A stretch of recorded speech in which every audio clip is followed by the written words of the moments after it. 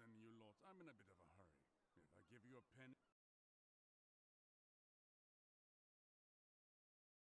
each, will you stop pestering me, You're Gunner of Lagshofen, aren't ye? We got a message from the Sea Hounds for you.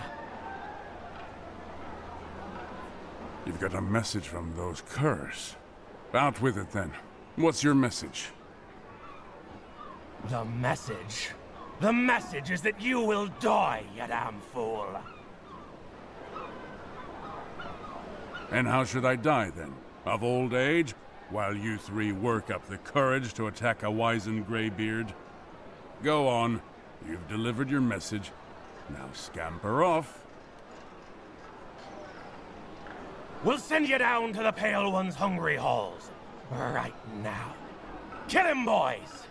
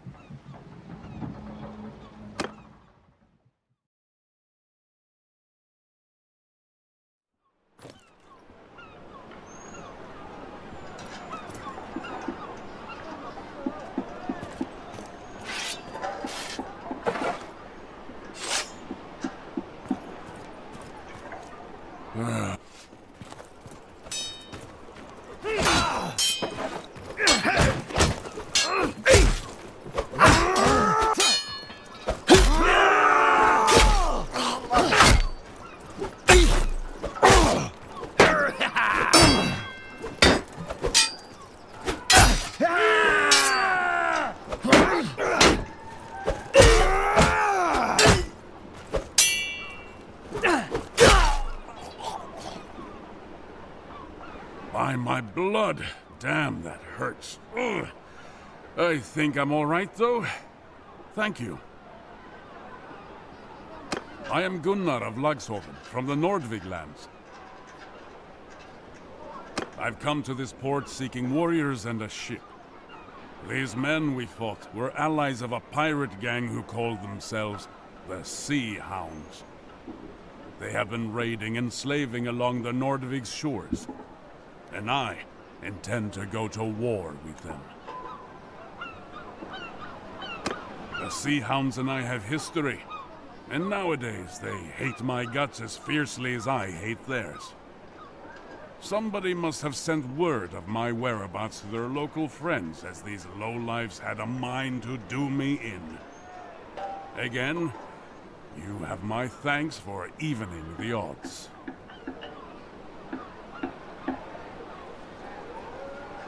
It's hard to believe now, but they were once my brothers in arms. Years ago, we fought side by side in the last great rebellion in the north. Most of the clans and many freemen like myself refused to bow to Volbjörn the Usurper, as he was then called. But Volbjörn knew how to speak to men's desires. He won over the bigger clans with promises of land and silver. And when summer came and he brought a fleet to give us battle, he had with him so many longships that their sails covered the horizon. We still fought them, of course, but their numbers were too many to beat. They dishonor what we fought for. I'm no stranger to battle. I'll kill when I must, but they murder for pleasure, thinking the All-Father rewards bloodthirst. He wants warriors, not hounds.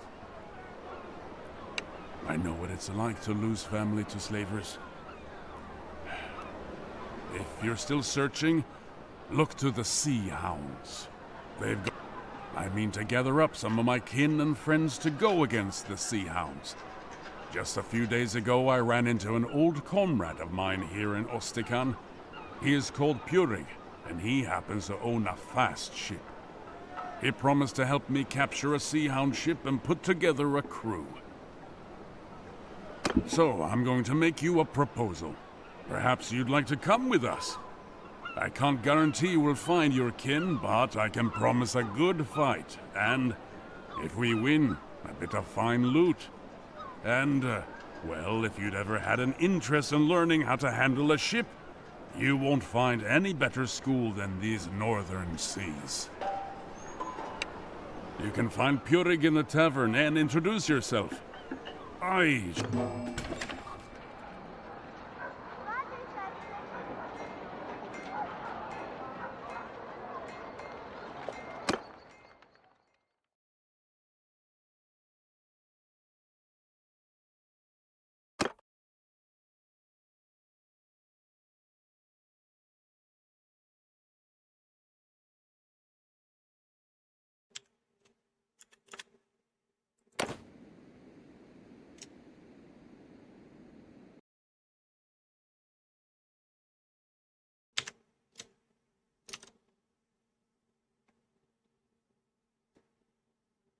Duydun mu beni? Geliyor mu ses?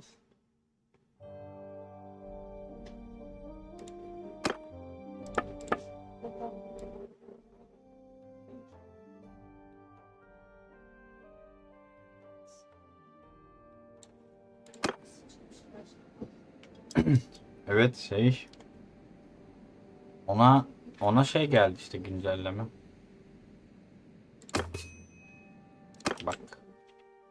Buraya getirdim.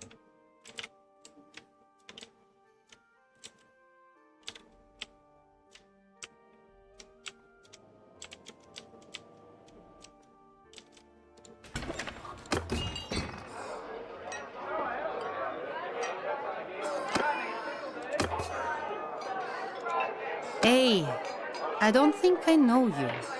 Peace to you, stranger.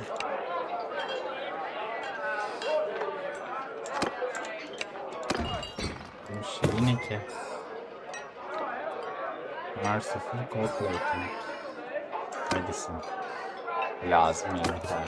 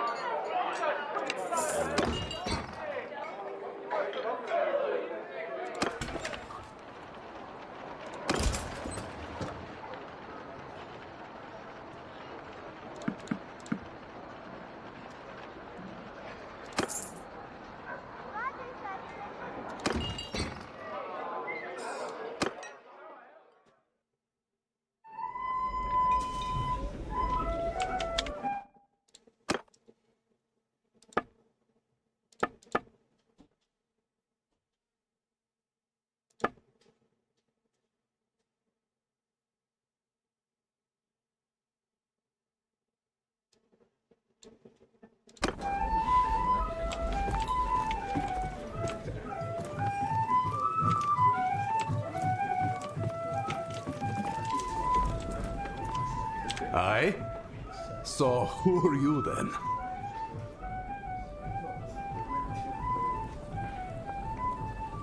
Oh, a fight, you say? Gunnar a new one, huh? He's alive?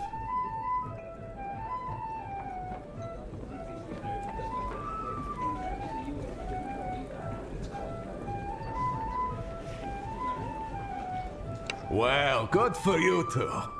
Gunnar is a tough old goat and rather hard to kill. I shall have to ask him about it when I get the chance. So, yes, I agreed to help him in his little feud with the Sea Hounds. For old time's sake. I've got my ship and men ready to sail. If you're indeed of mind Gemiciliği to öğretiyor go bize. with us, I'm happy to take you. But I've only got room for you. So if you've got any traveling companions, you'll need to leave them in this port. I'm sure you'll be back soon to rejoin them, safe and sound. Lan ya biraz önce aldık. Keşke almasaydık.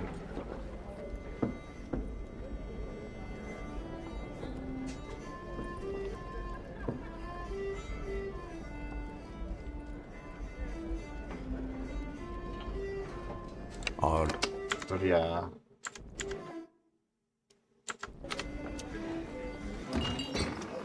Böyle olmaz ya. Boşuna para harcamış.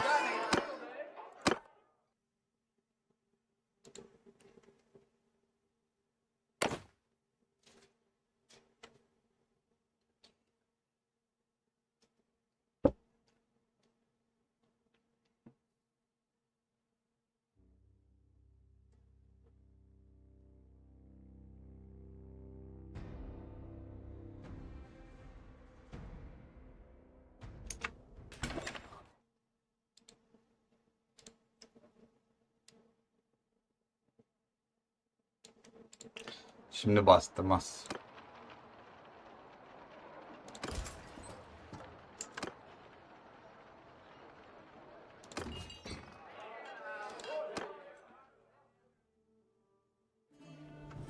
Kıstım şimdi.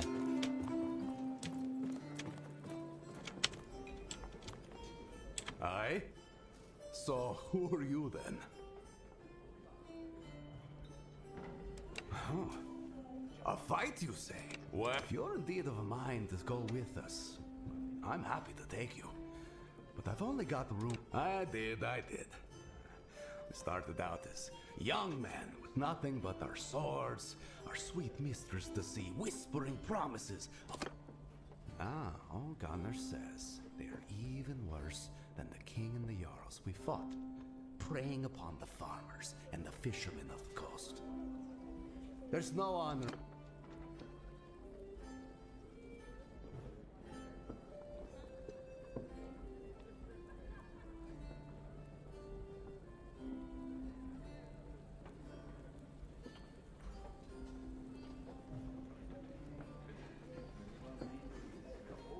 Come down to the ship with me then.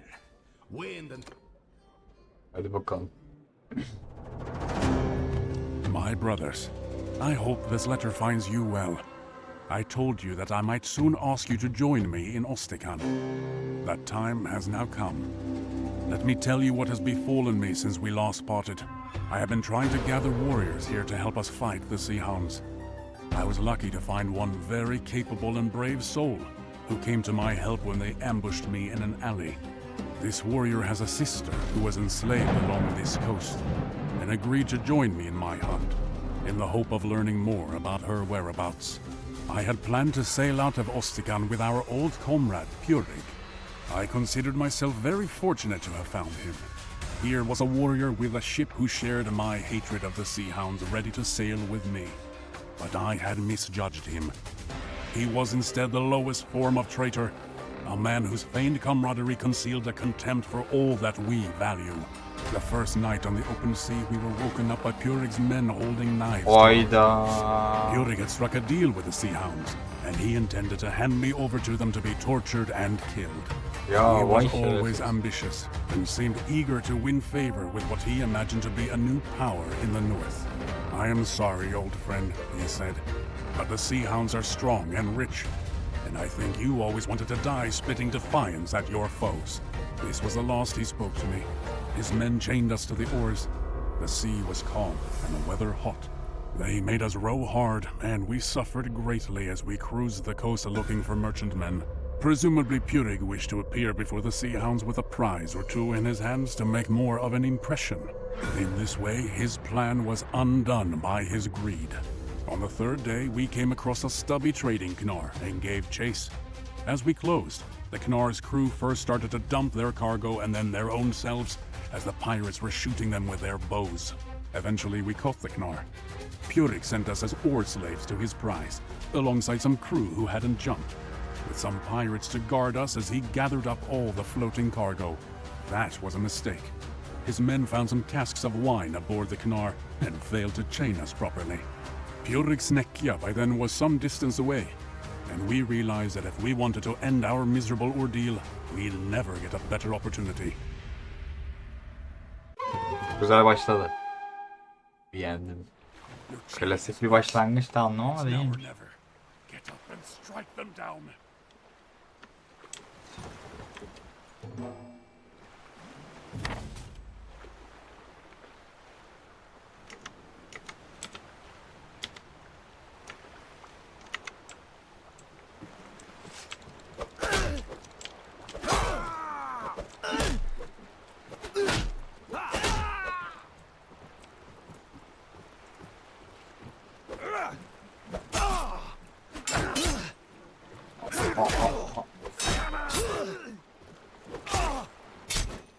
Aa, ne oldu lan?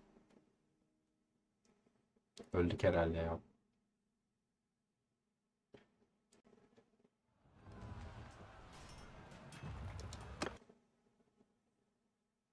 Your chain is loose. It's now or never. Eğilmeye çalıştım, eğilemedim ya. Eğilirsem kolay yaparım sandım. Yapamadım. X'ten değil miydi bu ya? Z'denmiş.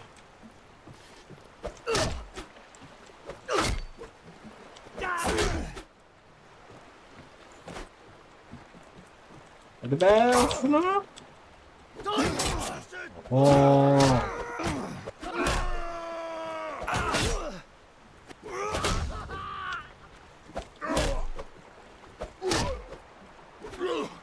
Hay Allah. Lan bir almadı ya şeyi. Lanet olsun gerçekten. Your chain is loose. It's now or never. Get up and strike them down.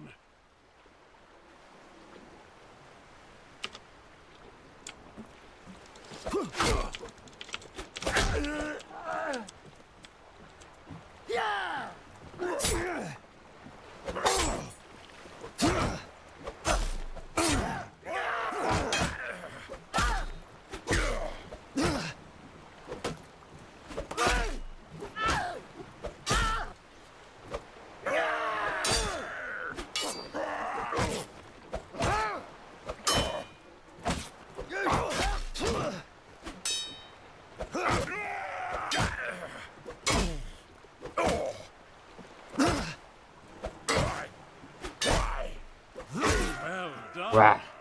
Now, help us get these chains off, huh?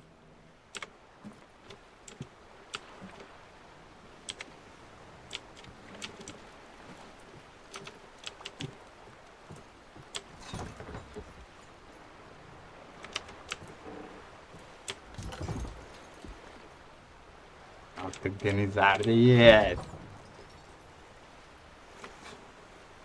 Well done. That's twice now you've gotten me out of a bad spot.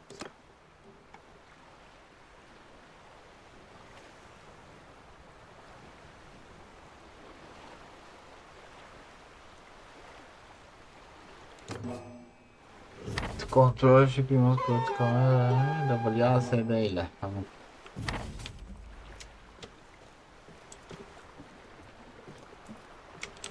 Control shift. Bunlar to change your activation. Bunlar textlenmiş. Tamam. Perspektifi de değiştirebilirim. Ah, can you see those poor lads thrashing in the water over there? Tamam, oraya gideceğiz de bu grafikler niye böyle büyük ya? Çok net. Video. Evet.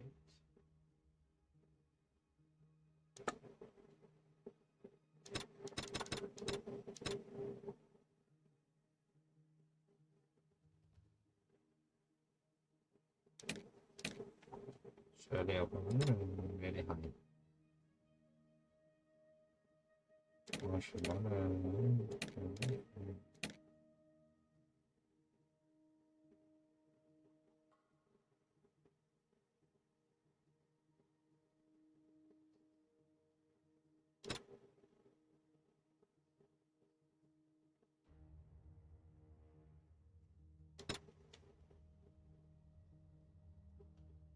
DLSS var mı?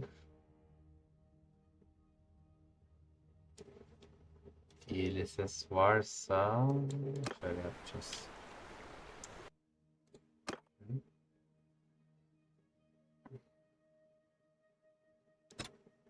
Screen.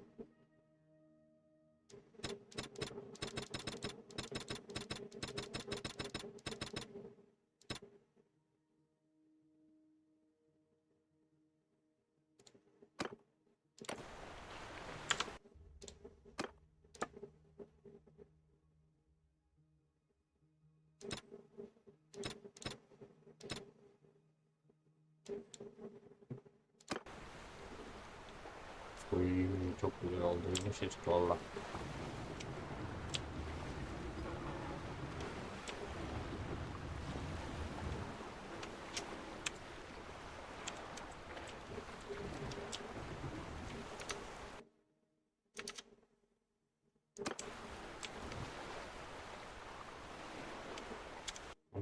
bir şey oldu.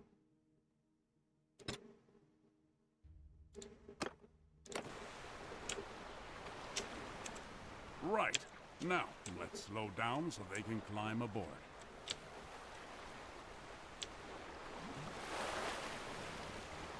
Çıkarttık. Sen ne olsun. There's two more of them over there. Let's go fish them out.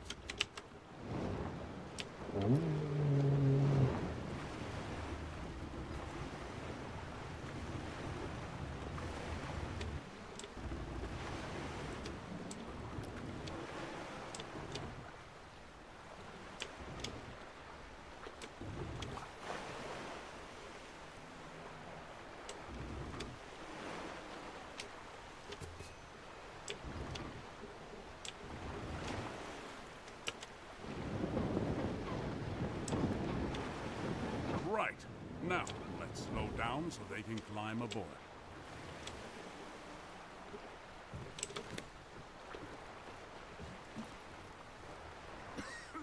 Oh, thank you. Heaven be praised. Think nothing of it, lads. You've done the same for us, one sailor for another. So, look, lads. Purig is still around, but I suspect he's overladen and So, look, lads. Purig is still around, but I suspect he's overladen and undermanned. I doubt he can find us before nightfall, which is good because I don't think we can outfight him. By my reckoning, we're still not far from us. Astika. Let's row into harbor and tie her up.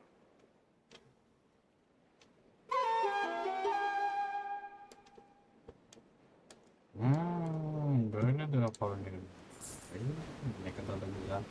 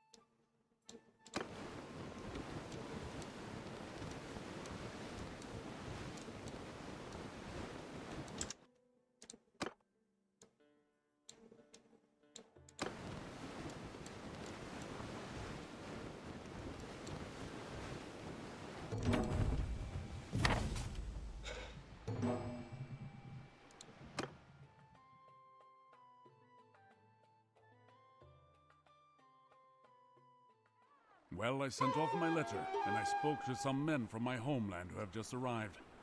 They are sick of Sea Hound raids and ready to join us in our hunt. Çayalcım. I'm afraid we cannot take your own companions, however. There's not enough room on the ship, and my men aren't willing to trust their lives to any other vessel in these northern seas.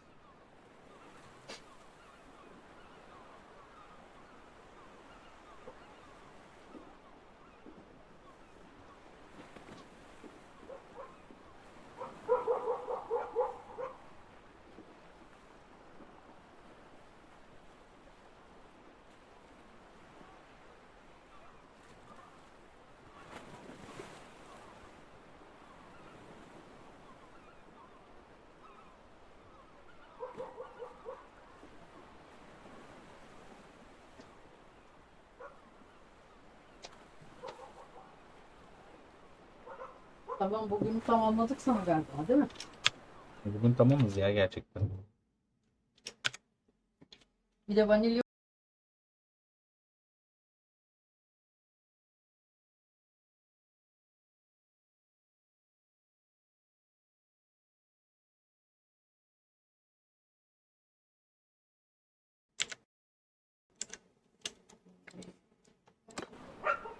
Geldim. I recommend you make ready to sail again soon. But we have a bit of time.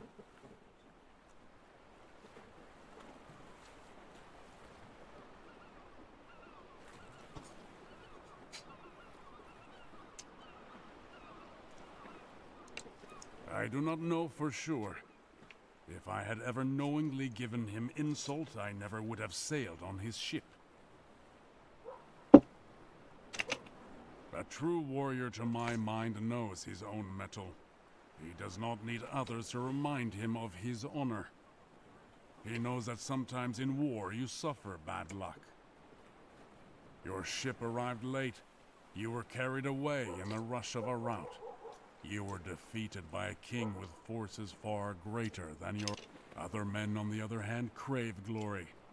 They must hear the cheers of townsfolk and wear gilded armor given to them by kings. They must be envied by other men, and if they aren't, they may hear a little voice in their head telling them that they can steal this glory, that they can slay the weak and take their wealth and buy the respect that they crave. That voice spoke to Purig. He gave into it, and it twisted his heart into something truly dark. He is a husk of a man filled only with ambition and wounded pride, all concealed beneath a fair face and a friendly laugh.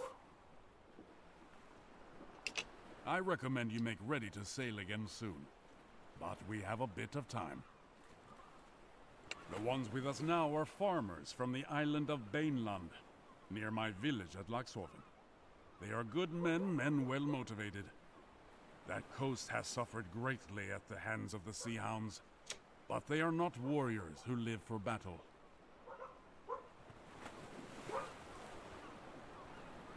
The letter, though, was addressed to one of my very old friends, Bjolgur of Agelting. When he left the rebellion, he chose neither peace nor banditry.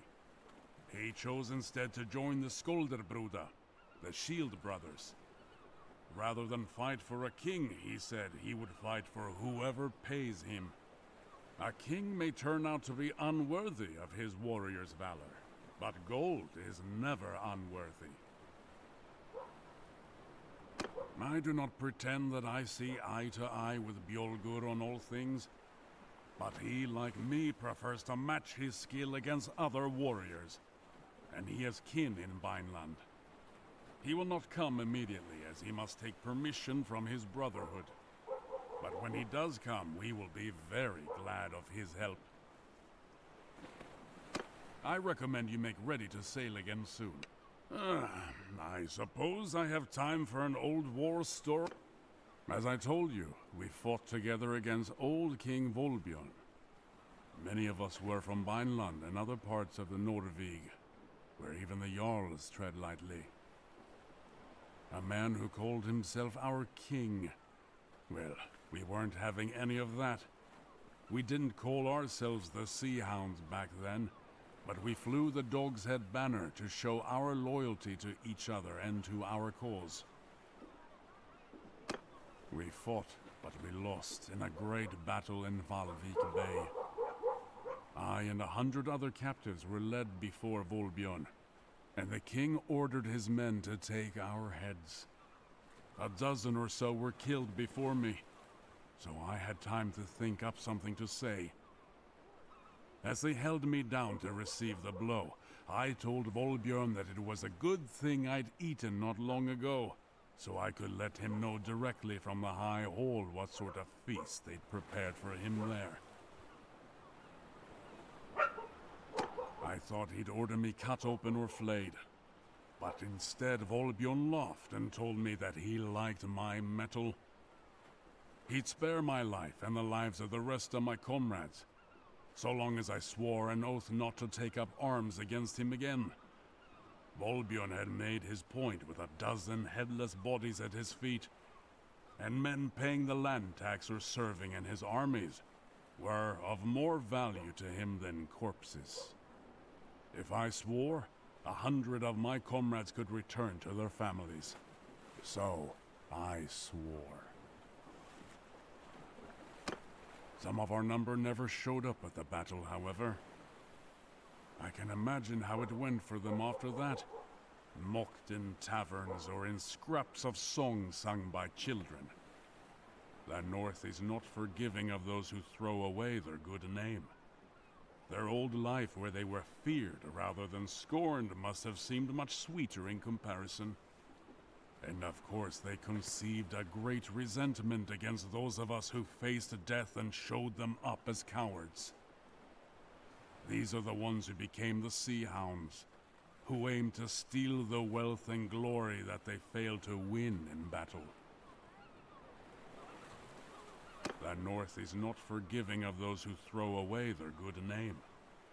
Their old life where they were feared rather than scorned must have seemed much sweeter in comparison. And of course they conceived a great resentment against those of us who faced death and showed them up as cowards. These are the ones who became the Sea Hounds, who aimed to steal the wealth and glory that they failed to win in battle. I recommend you make ready to sail again soon. Well, I do not think we will have to go very far to start our hunt. A pair of ships have been patrolling off our coast, robbing passing fishermen. And I'd wager one of my eyes to a bale of herring that they're Sea Hounds. They scatter like minnows whenever a real warship sets out, but I think that my men's little vessel will be prey much to their liking.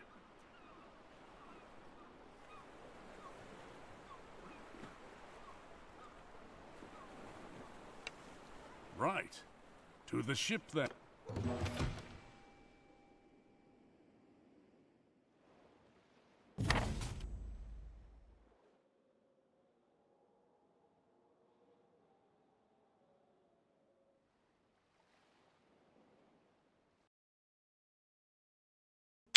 ...42 kişi gelmiş. 42.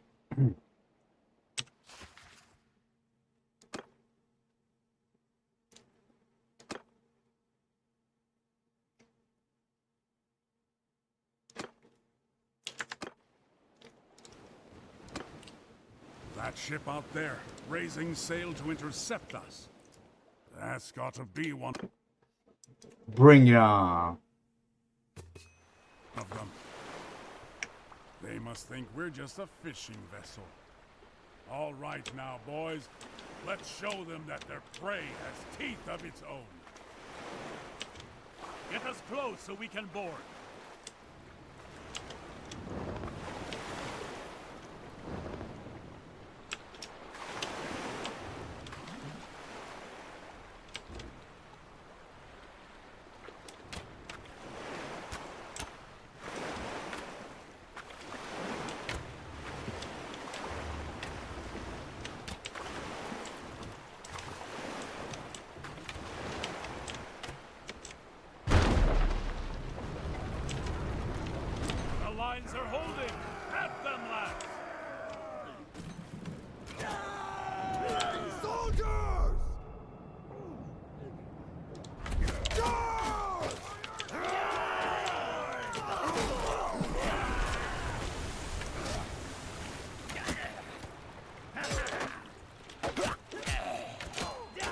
Ben niye şey yapmıyorum?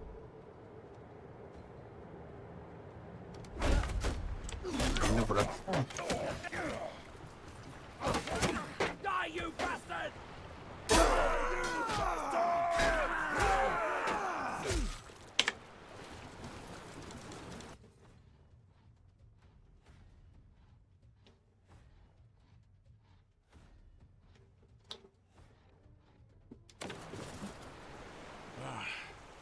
That's one Sea Hound defeated, but the other can't be too far away. We captured a second ship, though. It's a Snekya. It should be quick and nimble. How about you cross over and take the helm? I'll keep command of our old Kinar.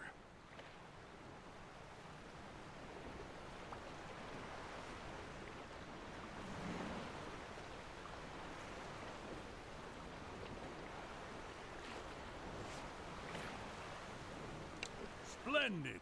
Let's go chase down that second I think I see them. Untie our ships and let's have at it.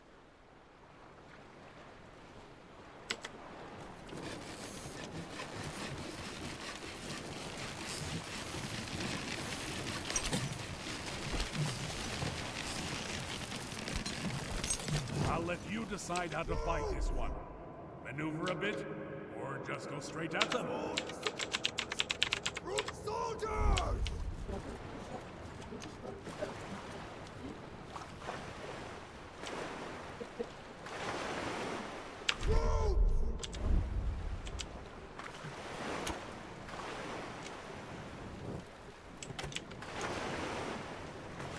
Soldiers! Troops!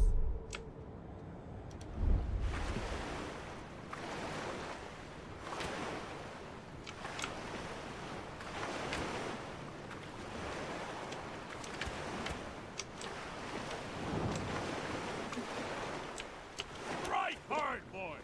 Finish them!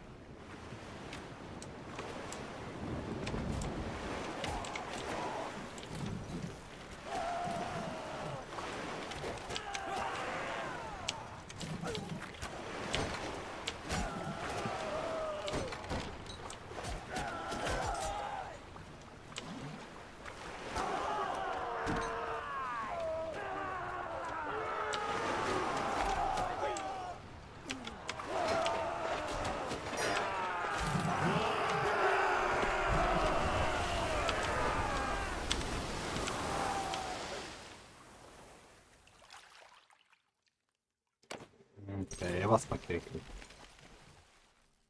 I'm new at this, my lord. I'm no pirate. I'm just a farmer who fell in hard times. I signed on with this ship in Varchek a month ago. They told me we'd be trading grain and ivory across the Bialik. I didn't know we'd be attacking honest folk like yourselves. Listen, these sea hounds are trolls and demons, not men. I want no part of this anymore. Spare me, and I promise I'll go back to my old life. We purchased some slaves from some bandits in Ostakan. We were planning on selling them onward to another buyer further south along the coast. Perhaps your sister was one of them? Are you really a farmer now? Calluses such as those on your hands are made by oars, not plows.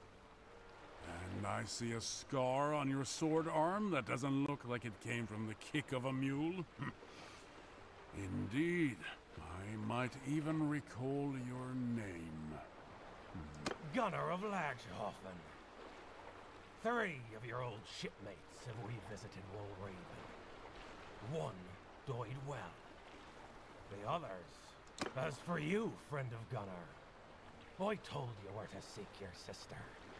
Best rescue her quick, or she may take a liking to one of our brave lads and give you a litter of sea puppies. So there you have it. I fulfilled my end of the bargain. Right, let's get her docked.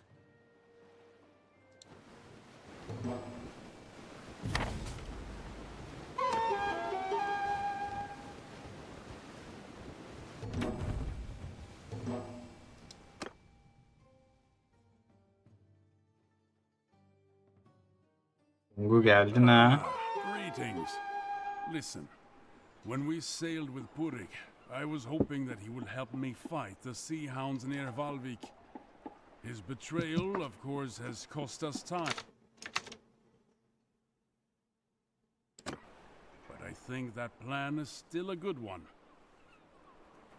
The captive we took, Hralgar, said that the Sea Hounds expect to find rich pickings near Vineland. I think I know what he's talking about. Every year, a Vlandian merchant ship travels to the far north bearing hunters and other fortune seekers. It should be returning south around this time. These men have spent the last month gathering walrus ivory, fur and whale oil, all of which are quite valuable in the Southlands. Such a prize would be a great boon to the Sea Hounds. I propose that we deny it to them. We İyiyim, can sağ sail ol, to sen nasılsın? Valvik, meet this merchant, and escort them south, sinking or taking any Sea Hounds we encounter. Our longship is ready. If you can join me, then we should set out as soon as you are ready. One thing, it is hard to resupply at sea. So do make sure we have plenty of supplies with us to go to Valvik and back. 20 loads of grain and meat, or the equivalent, should be sufficient for our voyage.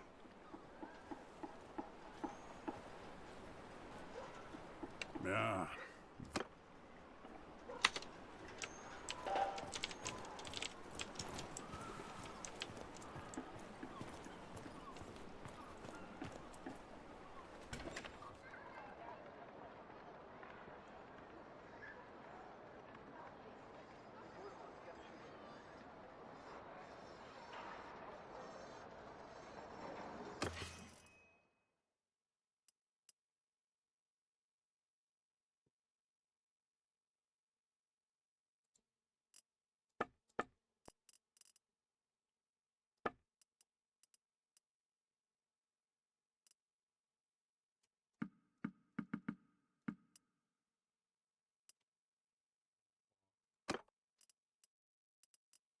Bölüm 20. Aa, 20.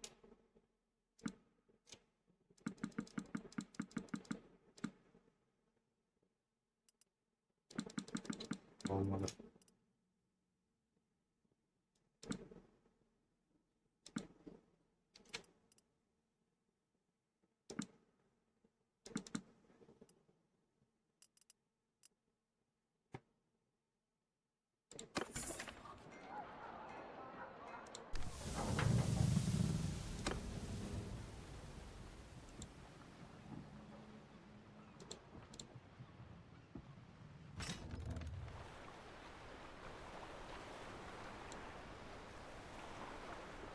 Ondan pahalımış ha.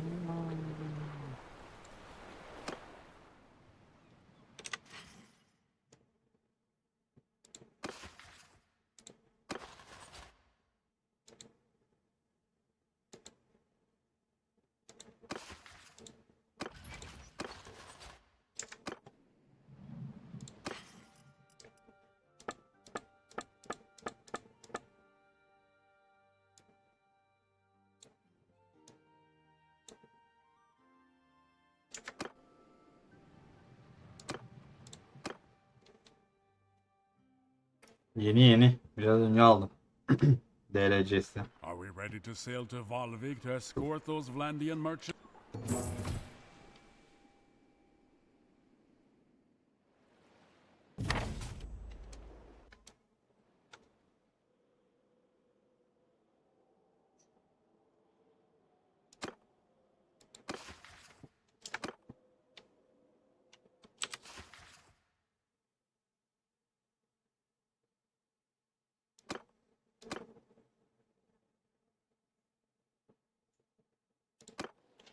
Vallahi.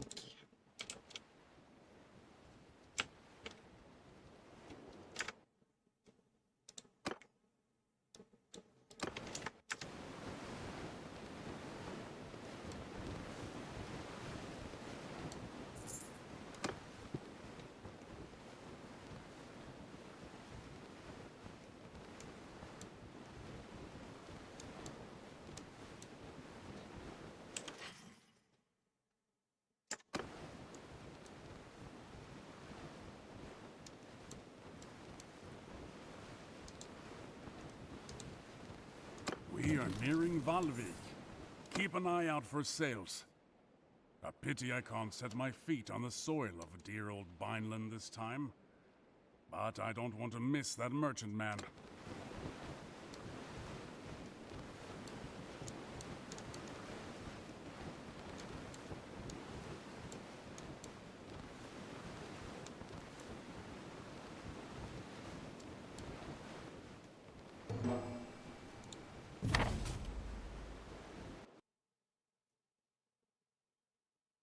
Ahoy! Who are you? And what's your purpose?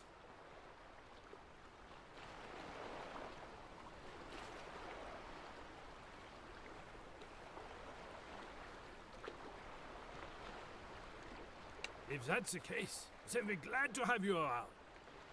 Back in Shalvik port, we heard rumors of these pirates, and we were none too pleased that we had to venture out alone like this.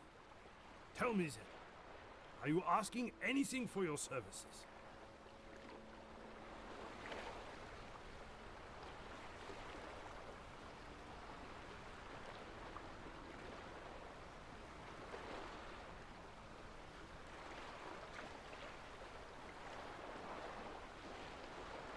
Very well. Should we arrive safely, we will happily show our gratitude with a contribution to your cause. The wind is brisk, and the waves are...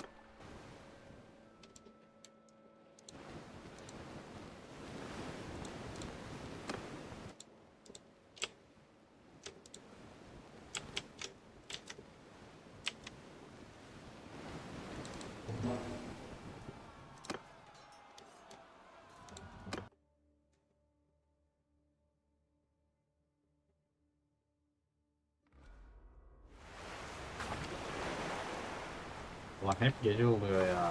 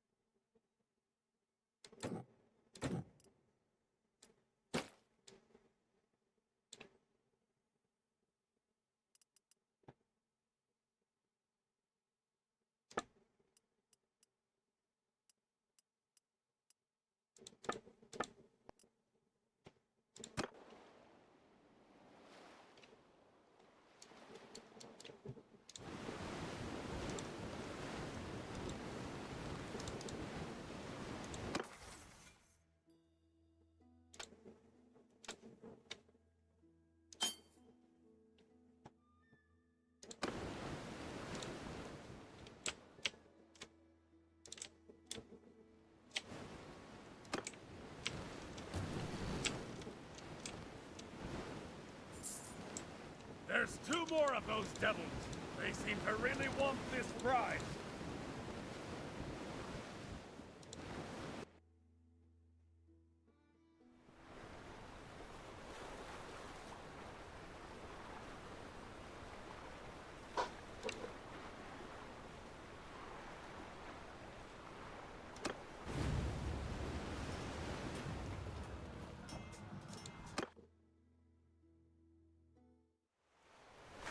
Look, there's two of them giving chase.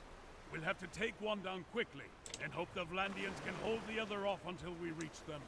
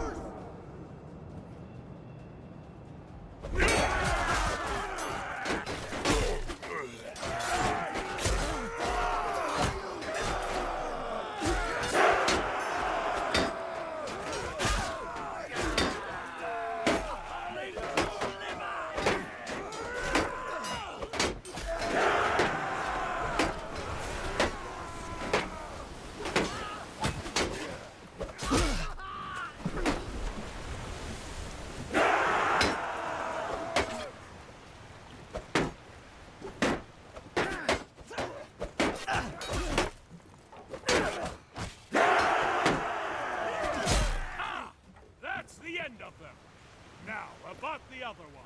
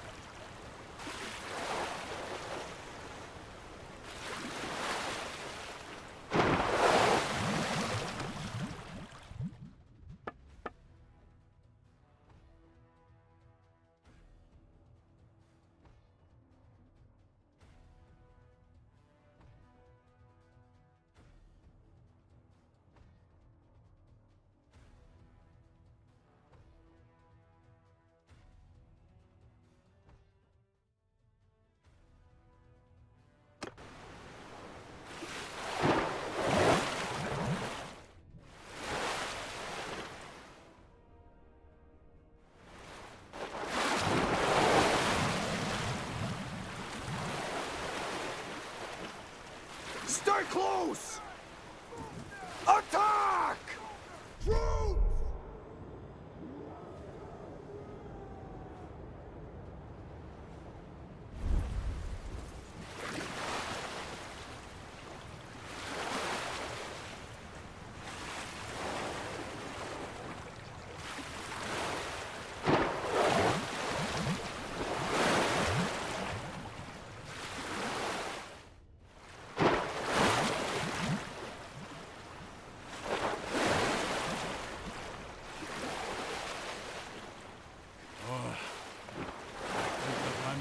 ought to be overtaken and boarded.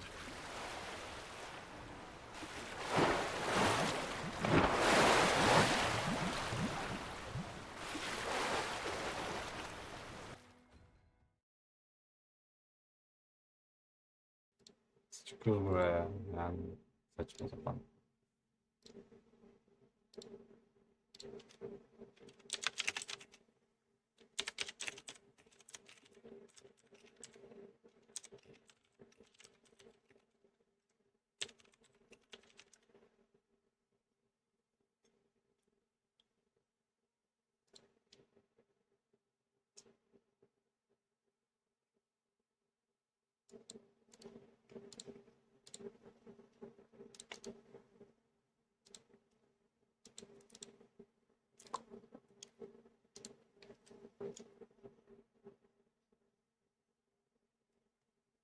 Az görüyorlar, evet.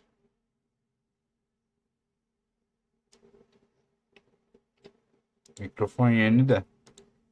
Yani değil. Benim asıl mikrofon değil, eski mikrofon kullanıyorum.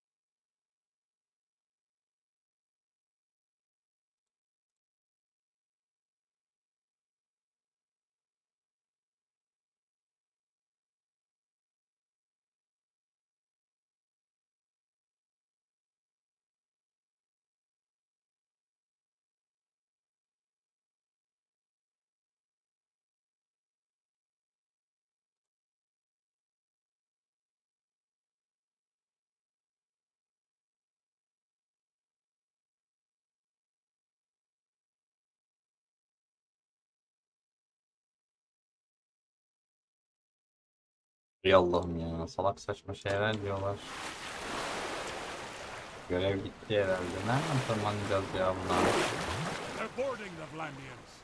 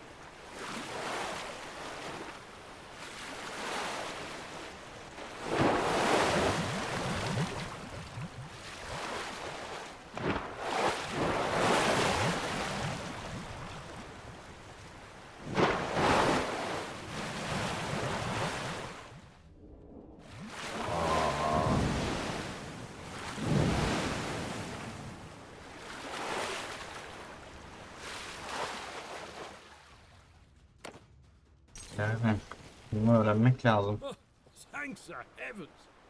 And we would still wish to show you our gratitude. I took a collection among the men whose lives you saved today. We wish to offer you a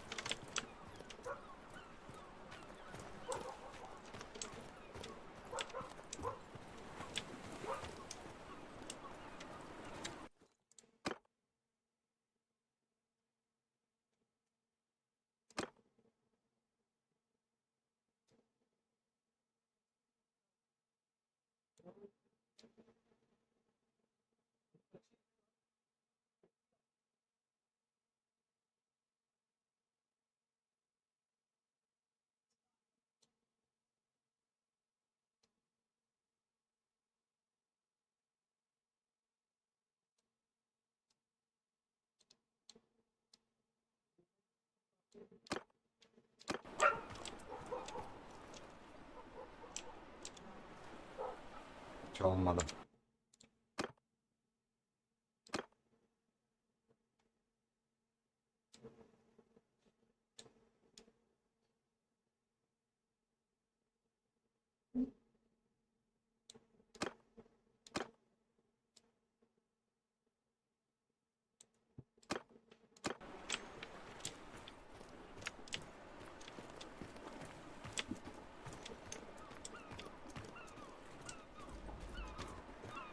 Ya bu değil konuşamıyorum direkt ya.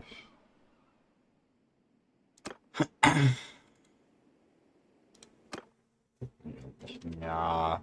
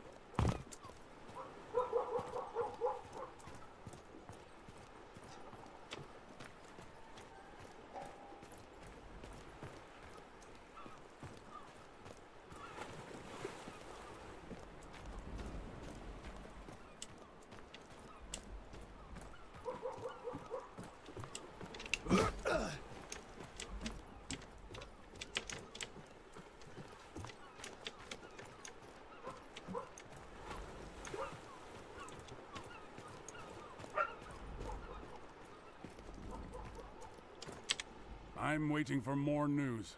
Soon.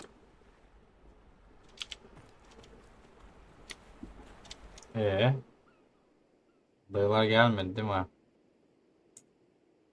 Wait here yok mu ya?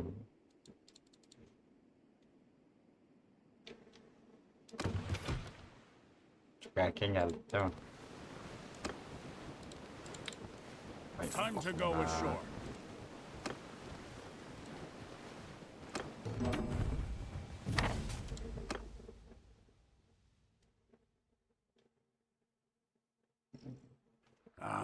Word spread fast among sailors. We seem to have made a bit of a name for ourselves with that victory off of Valvik. I have someone for you to meet. So, you are the captain who trashed those so-called sea hounds up north. I have a proposal that I hope would be of interest to a man such as you. I am Lahar, of Kuyaz on the Jade Sea. I am here because one of the great families of our city has been having some troubles. The head of one branch, the Lady Fakta, has quarreled over her inheritance with her uncles. The elders of the town backed the uncles, so she took to the sea with her retainers and vowed to ravage their shipping.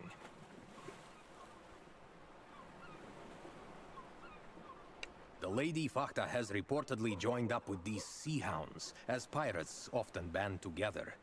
She has been prowling about the Gulf of Charas, taking Kuyazi vessels. You wish to continue hunting sea hounds, do you not? Those would be good waters in which to hunt, and if you are going there, I would like to come with you and lend my... The lady is good at her craft. Fakta has been sailing since she was a child. She always wears a sailor's cap, and underneath she is as bold as an egg. She persuaded her late father to take her to sea, so the story goes, by cutting off all of her long shining hair, lest it catch in the rigging. She has taken several Kuyazi ships, and I would be reluctant to fight her alone. Father also traffics in captives with the Sea Hounds. She may have bought or held your sister at some point, or if not, at least she may be able to tell us more about the Sea Hounds' trade in slaves. I have my loyal crew, and the Swiftly Burna, outfitted with a ram, which I think you might put to good purpose. It would be especially useful if we encounter any slow but powerful ships that would be costly to take by boarding.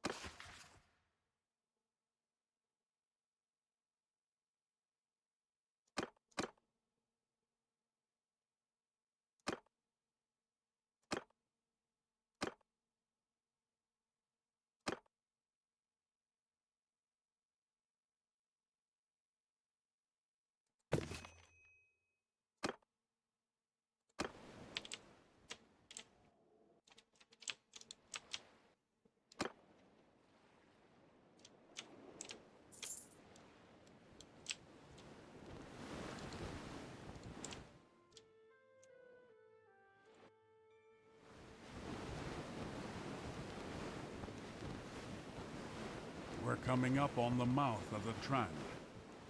You can see the water change color, that rich soil washing miles out to sea.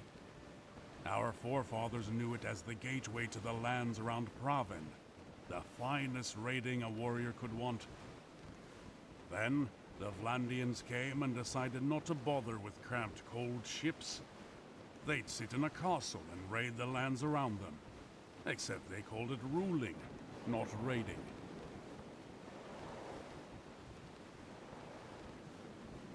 Vallahi.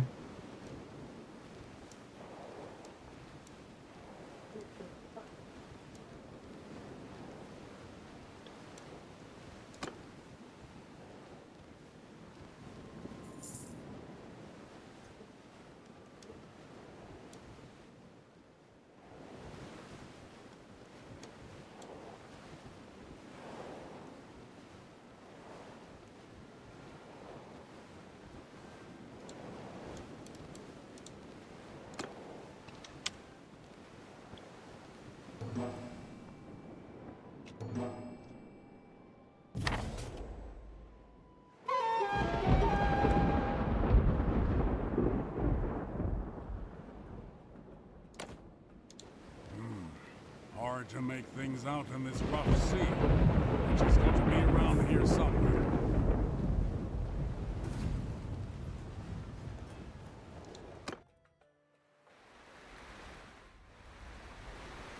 Ha! It looks like her ship took a lot of damage. Her crew must not have furled the sails properly before the winds hit. And now she's just limping along. Sink her!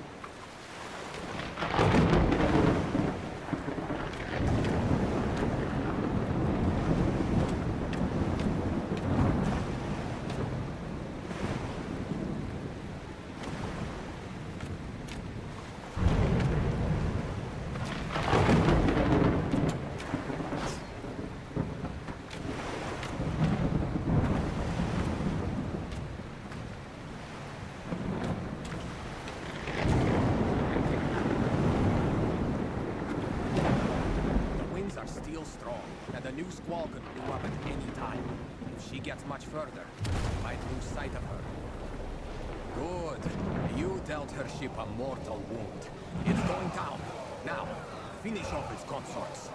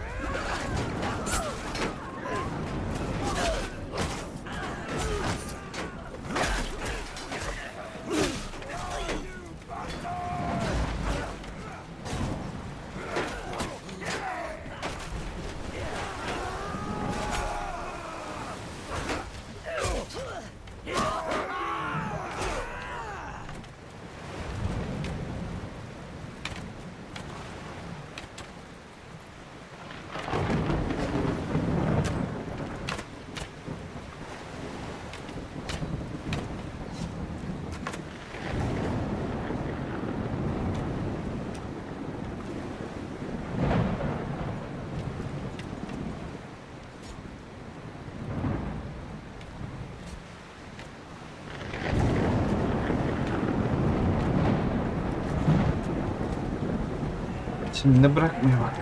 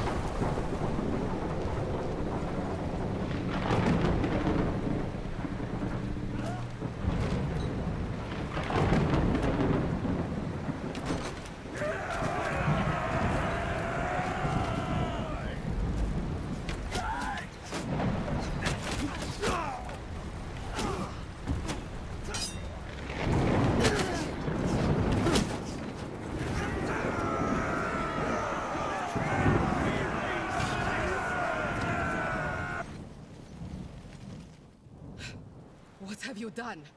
Do you know who I am? I have allies who will unthread your entrails from your guts and hang you with them from your own yard arm. I am queen of these waters, you fools. And those who practice piracy here without my permission end up chum to attract the sharks. My lady, I am not a pirate. Rather, I am a man who has done many services for families such as your own in Kuyaz. At present, I am working for your uncles. I do not know what they intend to do with you, although I do not expect that a town that lives on trade will deal leniently with you. Before we sail, however, I would like you to have a chat. So, you are on contract to deliver me alive to Kuyaz, are you? I can tell you this then. My lineage goes back to the founding of that city. And if you spill so much as a drop of my blood, your own shall be drained from your body like that of a horsefish. As for the Sea Hounds, they are my allies and servants, and I shall not betray them to you. How much are my uncles paying you anyway? I have a chest of silver set aside for occasions such as this, and I suspect I could pay you more than they would. How much are my uncles paying you anyway? I have a chest of silver set aside for occasions such as this, and I suspect I could pay you more than they will. They are stingy men. Are you threatening me? You won't get a single coin from... Unlike Lahar here, we have not shed our blood today merely for a part share of a ransom, or to boost our standing with the merchants of Kuyaz. You are an ally of the Sea Hounds, and it serves us well to make an example of you. Your life is forfeit unless you tell us something we can use. How do I know that telling you about the Sea Hounds will save my life?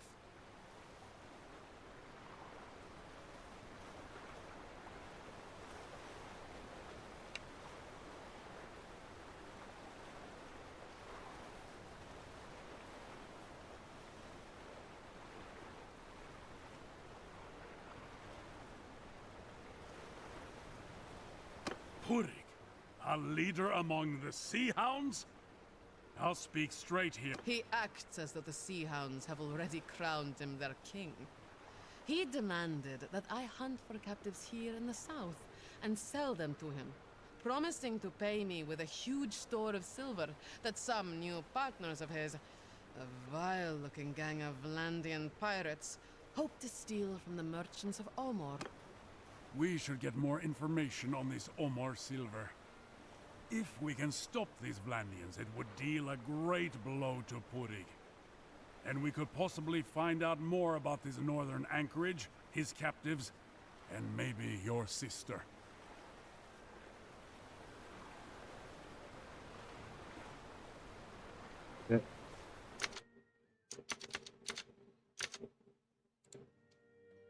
Şimdi bizim bir tane dayı var ya, bize ihanet etti hani. Kapışacağız dedi, biz dedi Sea Raiders'larla. Sonra dedi onları dedi patates edeceğiz dedi ama bizi onlara sattı. Sonra biz ellerinden kurtulduktan sonra bir tane ticaret gemisine yardımcı olduk ki onlar da bize katılsın, bize karşı bizimle beraber onlara karşı savaşsın diye. Sonra bu dayıyla tanıştırdı bizi, bir tane yanımızda Arap var. Dedi ki bunlar dedi amcasıyla diyor husumetli diyor. Birazdan yani şey kavgası gibi, tat kavgası gibi falan diyor. Oranın prensesi bu. Biraz önceki kadın. Yani o şehrin büyük ihtimalle ama şeyin değil, krallığın değil. Sonra bu da ama diyor yani bizi ilgilendirmiyor bunların şeyi. Taht kavgası bilmem ne falan bu Arapların ama bu bizim Sea Hound dediğimiz dayılarla işbirliği yapıyor. O da demiş ki bunlara, bana diyor bu diyor güneydeki diyor şeylerden köle bul diyor, sana diyor para vereyim demiş buna. Bu da kabul etmiş, şimdi onu konuşuyoruz.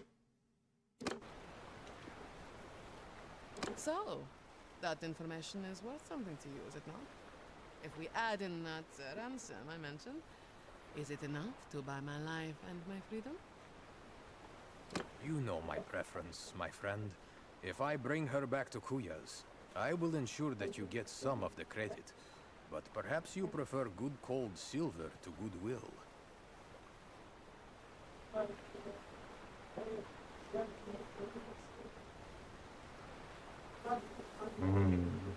Kabul mü etsem acaba? Aslında kadın açıkladı bana her şeyi ama biraz yavşak, en başta kabul ediyor yani köle satmayı falan filan. Gerçi o zamanlar ticaret bu yani. Herkes yapıyor ama. I accept your Now back decision. to Ostica. Very well then.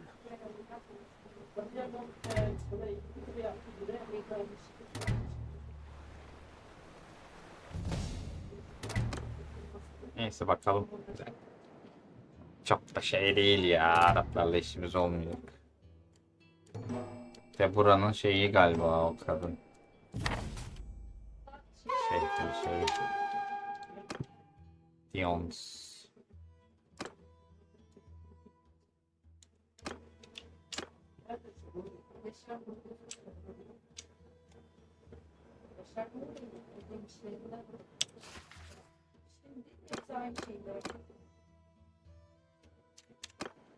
Ostikona git diyor bakalım.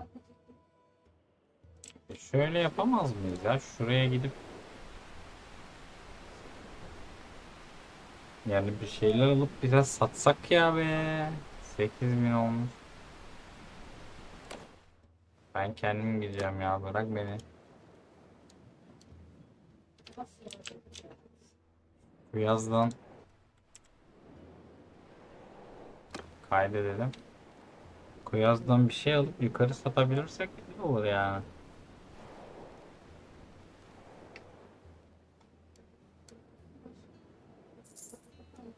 Güzel olmuş ya bu.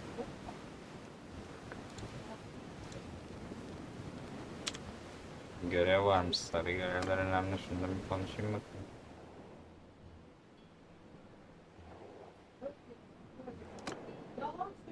Ya ya. Başka görevde olunca şey yapamıyoruz. Beğendim. Keşke oyunun ilkine de koysalarmış bunu ya.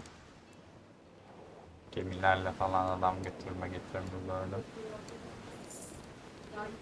Ana vurmuş. We're coming up here on the gates of Garantor, the passage to the Parasic Sea. Treacherous waters these. All the more so if you're at the helm of an overladen Drakkar, and you can't slow down because there's 3 vengeful Sambuks on your tail. I could tell you some stories. I need to ask, though, are you going to the Parasic? Seems a bit out of our way. Sus be azıcık. Kaçma va. Allah Allah. İşimiz gücümüz var yani şurada. Hepsini sat usta. Splinter da sat. Round Shield da sat. Para lazım.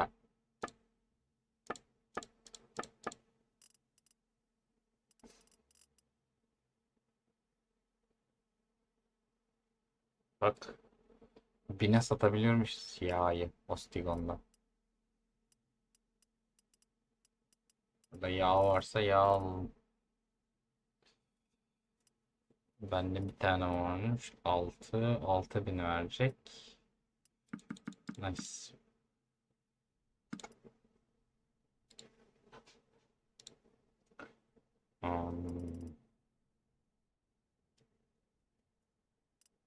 Hiçbir şey yok ya burada be ya.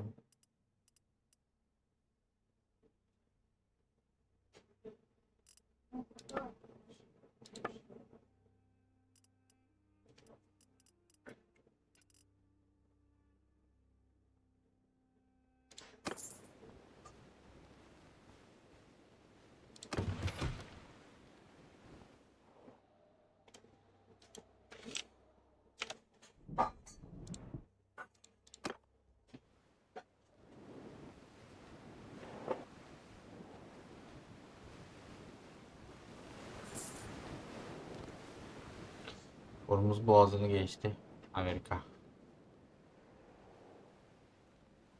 Gerçi Hormuz değil de şey gibi. İspanya var ya. Buralar da İspanya'lıktan. Gibraltar mıydı orası? Öyle bir şeydi. Hatırlamıyorum şimdi.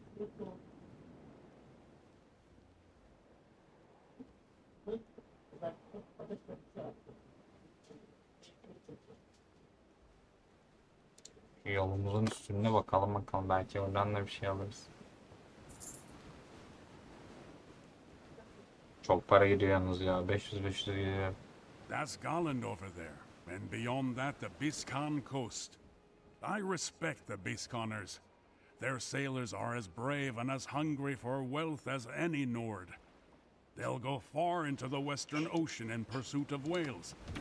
They can be very cagey about their voyages, though, when you press them for details. Sometimes I wonder if they've found something out there. Ostikon 290 lira düşmüş. Çok büyük zarar edeceğiz ondan kesin ya. Ha bu wine'mış ya. Şarapmış o. Alacağım lan. Zarar edersem ne diyeyim. Bak Kuyaza 500. Araplara 500'e satıyor görüyorsun. Şerefsizler ya.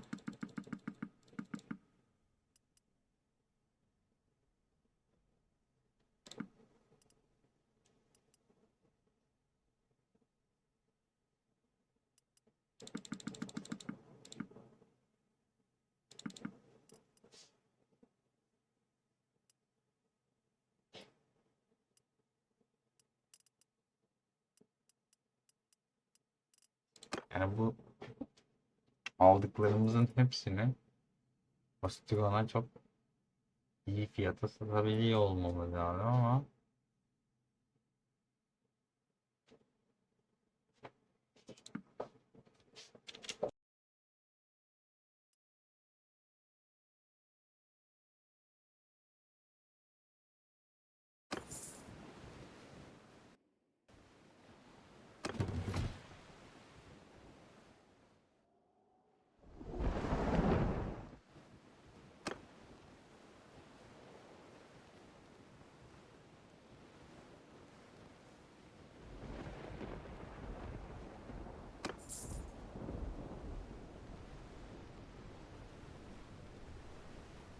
Steer clear of these storms if you can.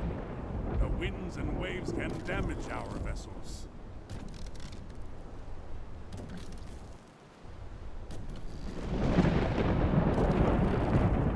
Ostikan in sight. Make ready to bring her in.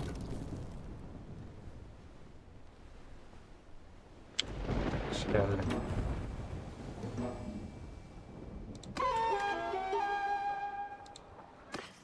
Hadi be ya, iyi bir paraya satsınlar.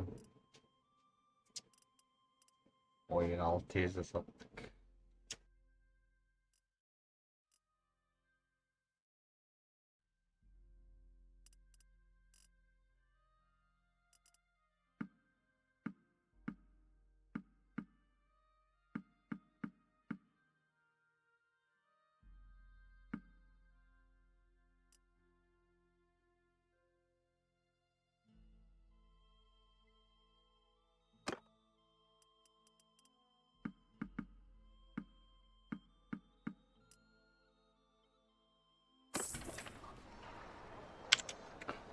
İyi para aldık, iyi. 4K'la geldik, 12K aldık. Noise. Noise, noise, noise. Biraz yemek alalım yalnız.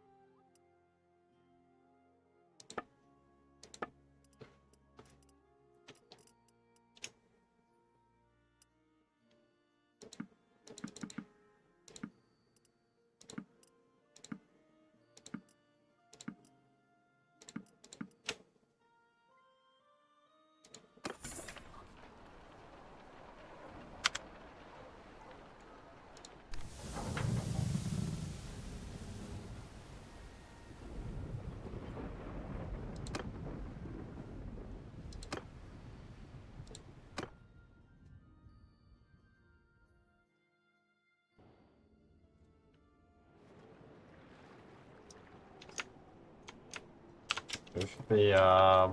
Bunda çok sıkıntılı ya. Yüzebiliyor mu acaba bundan?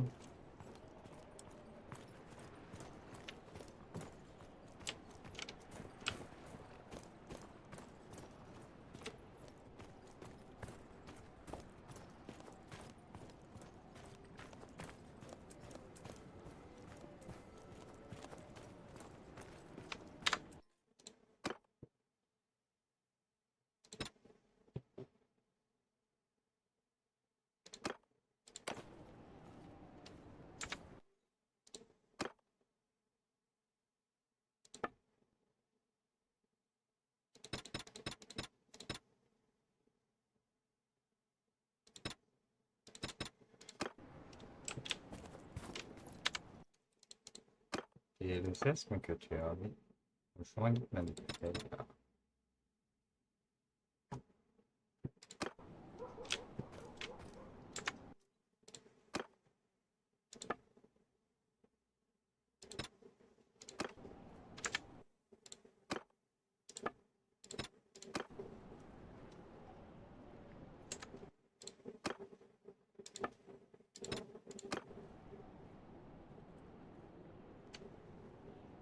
Sevmem. Fena değilmiş.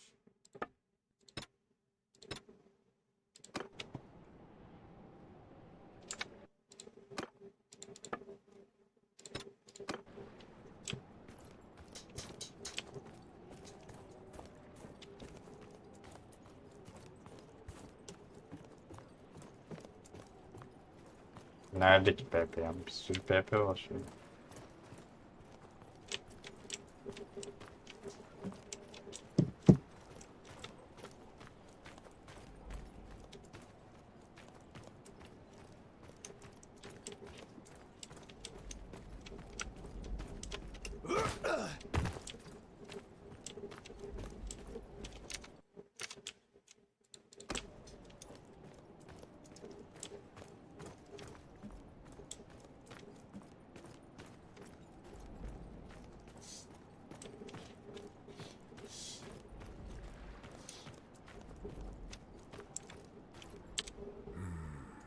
So, I have been making inquiries into what Fada told us about these Vlandian pirates in Purig's employ and their plan to steal the Sturgian silver.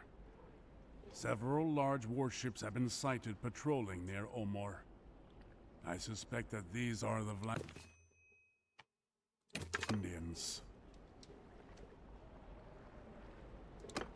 Omor is linked to the Bialik Sea by a wide estuary.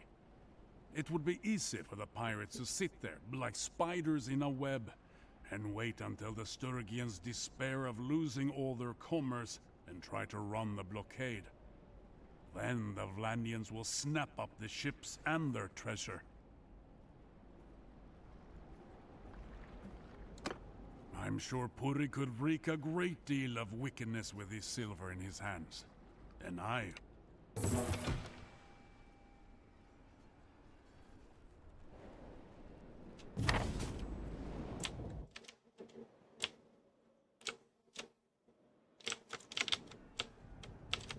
Aa, burada şey varmış.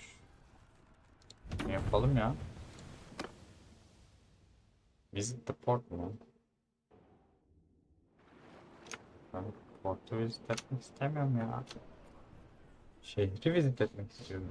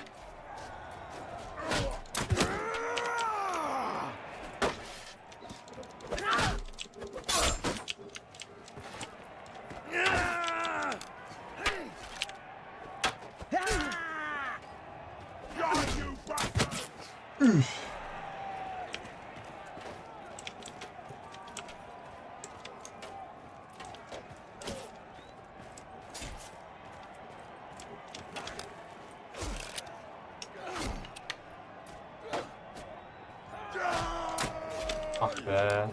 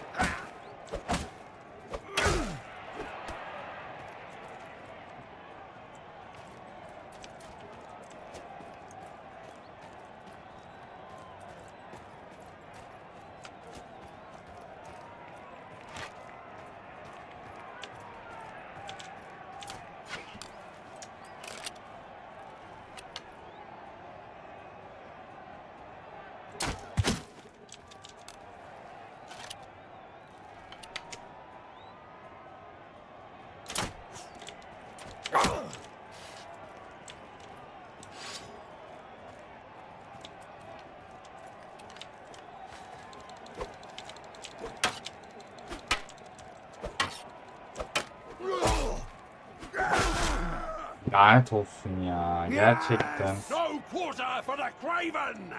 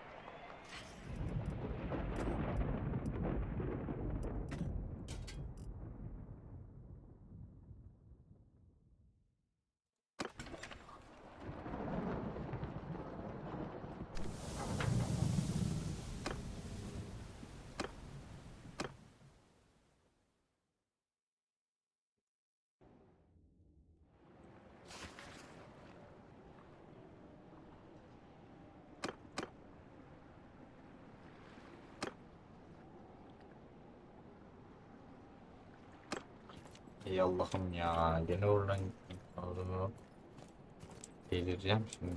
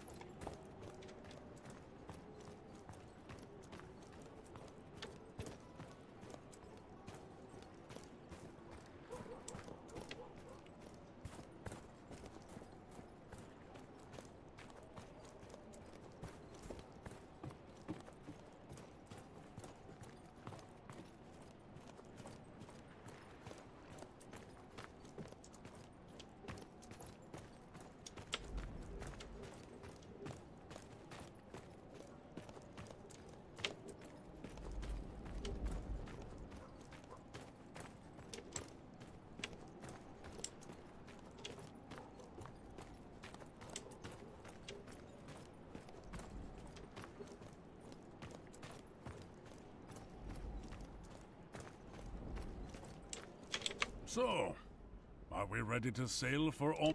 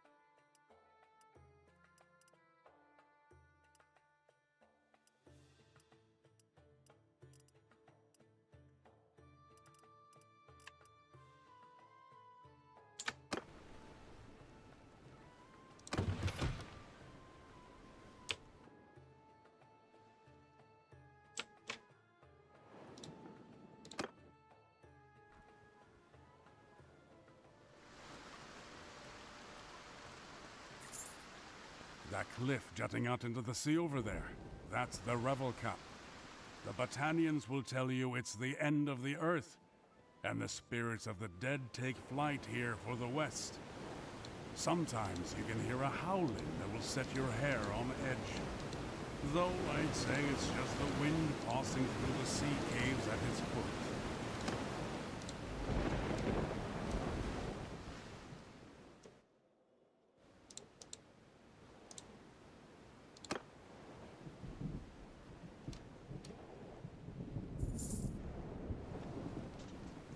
Hamur yağıyor bak. Evet evet. Bir de onların içinden geçince hasar alıyor gemi.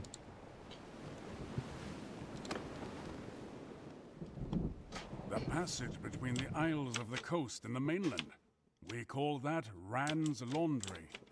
The currents come through here fast and create whirlpools. The old lady of the sea washing out her nets, you think? Getting rid of fish chewed bits of sailor in preparation for the next catch.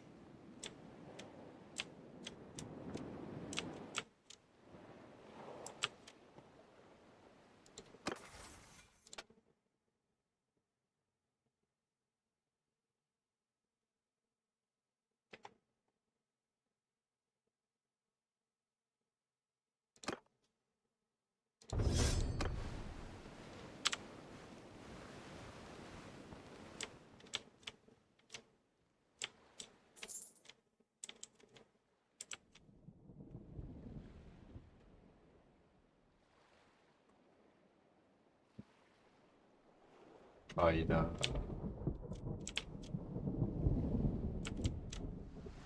Kara bulutlar şimdi hasar verecek bize.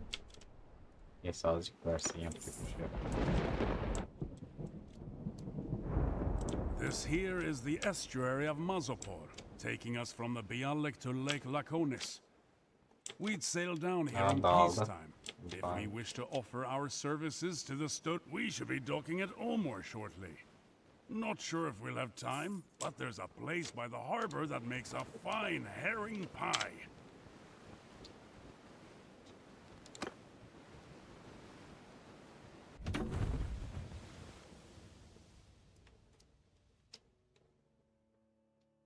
Welcome to Omor, friend. Is that grizzled fellow with you, coming up now? Is that my old comrade, Gunnar of Lagshofen? We received his letter a while back, about your run-in with Purig. Ha! That worm must have cursed like an old woman when he learned that his captive stole it. Bjolgur of Gokstal. Well met. Are the Skoldebruda working for the merchants of Omor now? Not yet. As you know, our brotherhood does not fight before it's paid. See, the Omor merchants promised us a hoard of silver to protect their ships from the Sea Hounds, but it never arrived. I was sent down to learn what was going on, and I find the silver just sitting here, loaded onto a ship in the harbor, and the Sturgians are burning through it, paying their men double wages not to run off.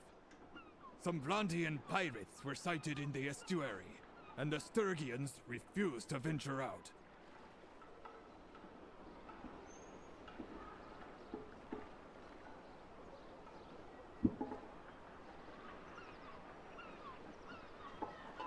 Much as I would like to simply sail forth and bathe my sword in sea hound blood, my brotherhood has commanded me to do my best to ensure that the silver gets through safely. Listen, I've been watching these Vlandian blockaders and mulling over a plan. Their flagship has a lofty deck, and it would be hard to board, but it doesn't seem very maneuverable. I think we can hit them with a trick that can be deadly in estuaries. We will be upstream of them. I'll have the merchants here donate some leaky old vessel that they are about to scrap. We load it up with oil and pitch. Then we steer it towards the pirates, throw a torch in the hull, and jump. Mantıklı. Listen, I've been watching. we will be upstream of them. I'll have the merchants here donate some leaky old vessel that... Good. Very good. With luck, the current shall carry it right into them, and they shall all merrily blaze up like a bonfire at a midwinter feast. The silver ship will make for the open sea, while the rest of us can have it out with any surviving sea hounds. Listen though, we need someone to steer the fire ship. I'd do it myself, but my order wants me to stay close to the silver. I'd found a few volunteers who've offered to do it, but they keep sobering up. Haydi bakalım. Gangsters. Let's fucking go. Landing pirates.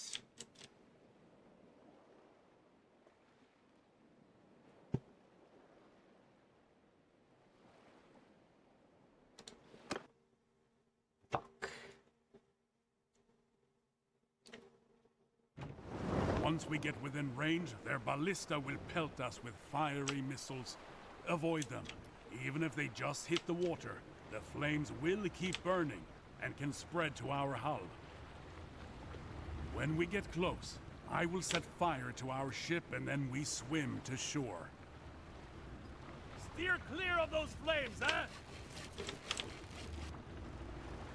Watch out! Let's not go up in flames until we reach them.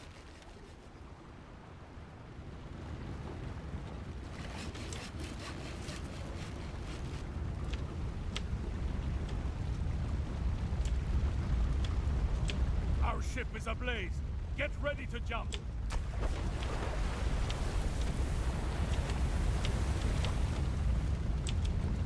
Jump now! You want your brakes to catch fire?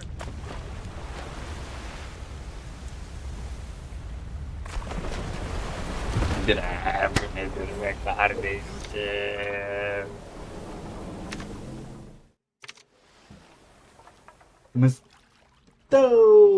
Ne yapıyorsun oğlum, saat 5.30'da? Look at that ship go up in flames. İş bitti mi? Their whole blockade will be in disarray. Head for shore. Hacı 7'de falan gireriz ya. Oynarız ama Fortnite. Ben hepsini abi. Tamam.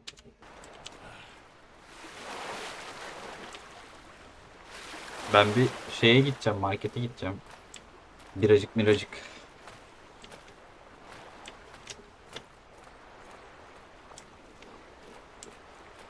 Sonra gelirim. 7'de buluşabiliriz. 7 çeyrek.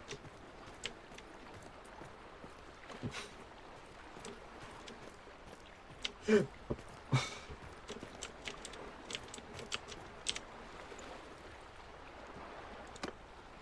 may be some hound patrols. Thanks bro, thanks. Hadi görüşürüz, bay bay.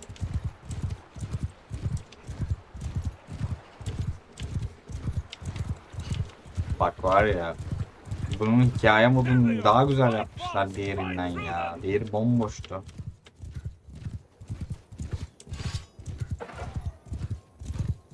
Böyle bildiğin hikayeli güzel olmuş yani.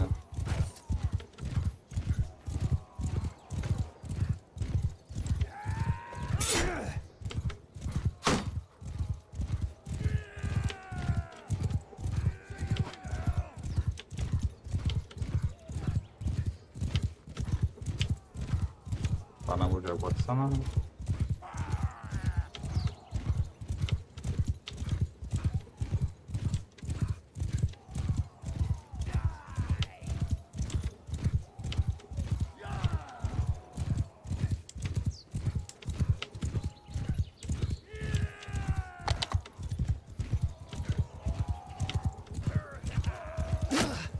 Uf.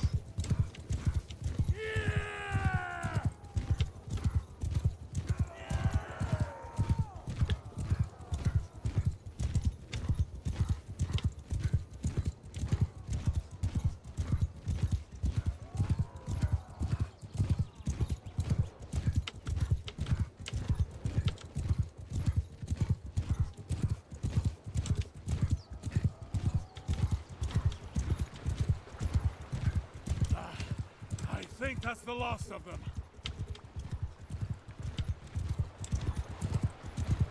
Sen burada mısın? Time to get back aboard. Get on the ship.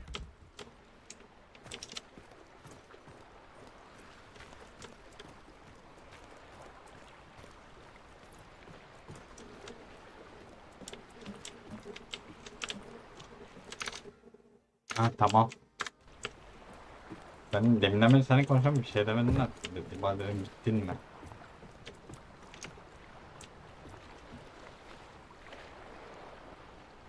Buraya şimdi böyle atlayınca düşeceğim mi? Hoppa! Well done.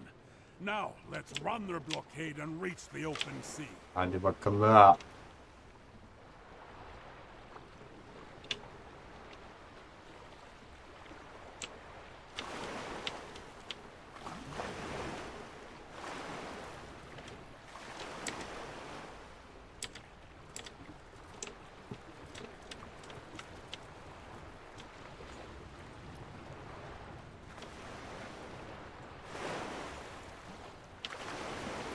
Abi bunun hikayesini daha çok beğendim ya gerçekten.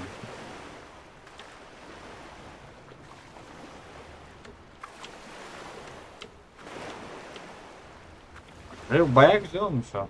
Yakıyorsun şey yapıyor.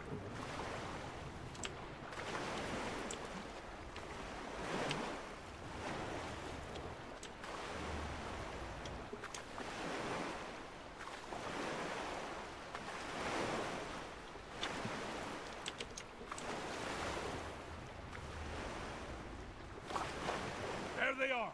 Get ready to evade them. Neyse ki rüzgar arkamızda.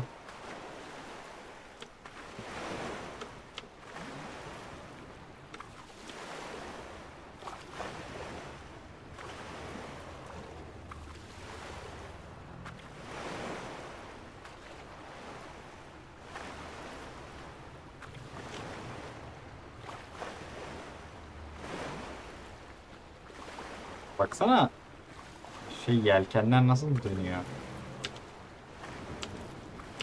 Bak şu an mesela kapatmasaydım yelkenin şeye vuracak. Böyle hafif kapatıyorum. Rüzgar etkiliyor, sağa çekiyor şeyi. Çok güzel yapmışlar vallahi yani beğendim.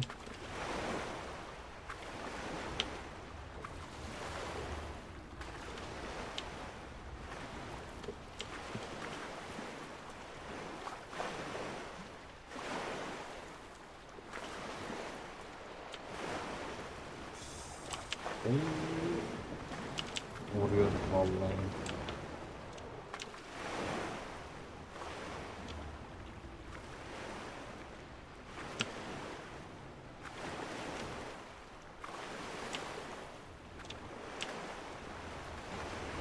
Look out!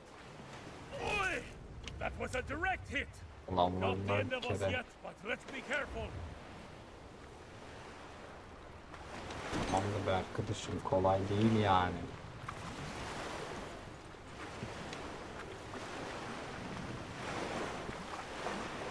Söndürün söndürün, denizin üstündeyiz. Ulan. That was a direct hit. Not the end of us yet, but let's be careful. Look out! Don't let them catch us. We need to get the silver out of here. Oi! That was a direct hit. Not the end of us yet, but let's be careful.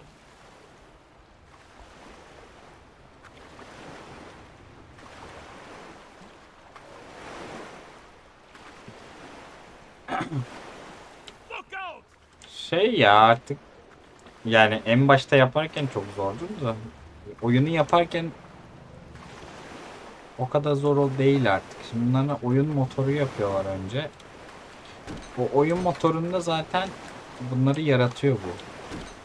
Ve oyun motorlarını artık eskisi gibi elle yazmıyorlar. Yani mesela ışık buradan gelirse bu kadar şeye düşsün, oradan gelirse buna düşsün falan filan gibisine. Artık öğrenebilen şey yapıyorlar. Oyun motorları yapıyorlar. Örneğin diyor ki mesela bir güneş var. Güneşin şeyi bu kadar. Aynı yapay zekaya soru sorar gibi hani güneş eğer buna bu kadar şeyle vurursa bu kadar rengini aç bu suyun ve buna benzet falan filan gibisini hesaplamalarla şey yapıyorlar. Eskiden çok zordu yani, evet. Aşırı zordu yani eskiden. Ama şimdi bu hem yapay zeka hem diğer şeylerle oyun motoru teknolojileriyle çok gelişti yani.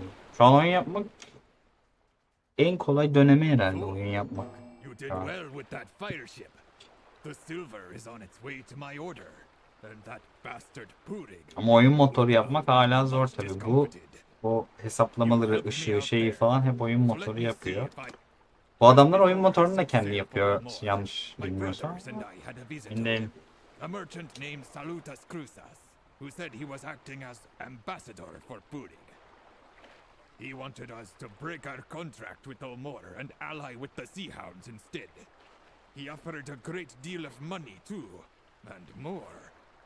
We could share in Purig's grand plan of conquest.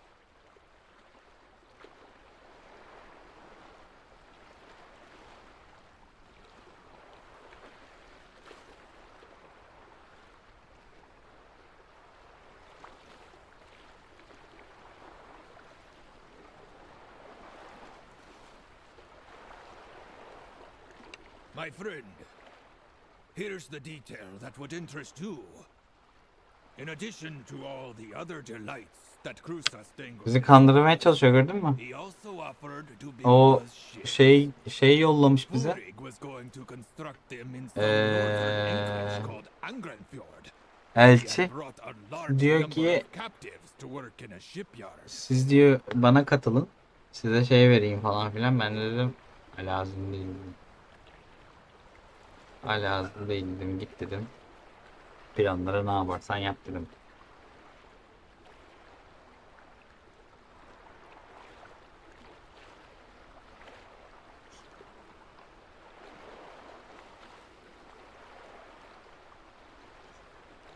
Angrenfjord. This must be the slave colony that Fada mentioned. Pirates value safe havens to build new ships. With an anchorage like that, Uri can have the Sea Hounds eating out of his hands. Ama bu yani o evet, oyun motorları öyle. Ama burada gördüğün her şey öyle çalışıyor zaten. Bak mesela bu sular, gökyüzünün yansıması, gölgelerin suya yansıması, güneşi mesela yukarı koyuyorsun. Oyun motoru içinde onu böyle ileri geri ittirince gölge de anlık olarak değişiyor falan. O üç boyutlu dedikleri şey o işte yani. Her oyunda o şey var. Üç boyutlu her oyunda yani. Elinde ama. This must be the slave colony that Fada mentioned. Pirates value safe havens to build new ships. With an anchorage like that, Uri can have the Sea Hounds eating out of his hands.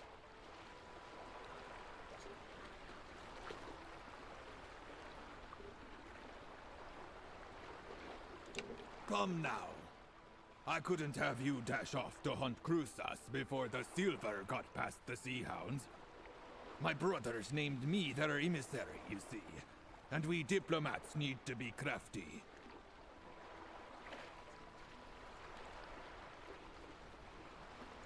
So, I need to get this silver safely to harbor. But after that, I shall request permission from my order to fit out a ship and sail to Ulstercan to join your hunt. I'm not saying I owe you anything, mind. But those bastards did try to take our money. And all Cruzas' talk about gold and riches made me think that I wouldn't mind taking one of his ships and having a rummage through his holds. I shall see you shortly in Ulstercan then. Let's hope.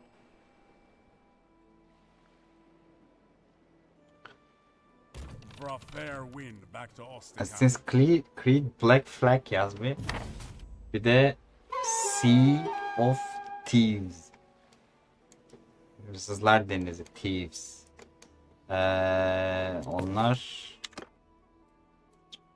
Onlar bayağı oyunun su modellemesi konusunda en iyi oyunlardan bir tanesi. Bir tanesi.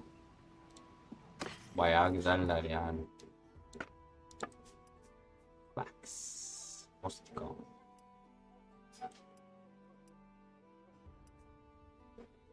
Bundan 50 aldım. Bana 160. Tamamdır.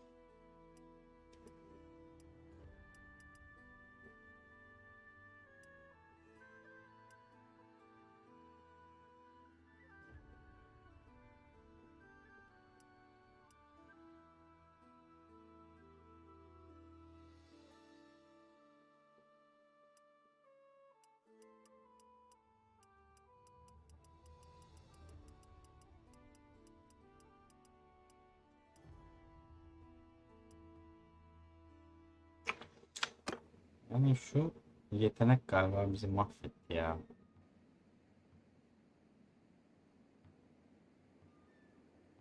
Nerede bu? Karakter. Evet. Şu.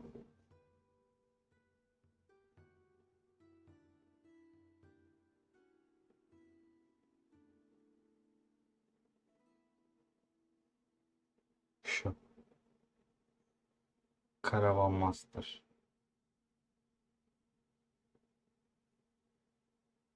Bundan dolayı ticaret yapamıyorum aslında.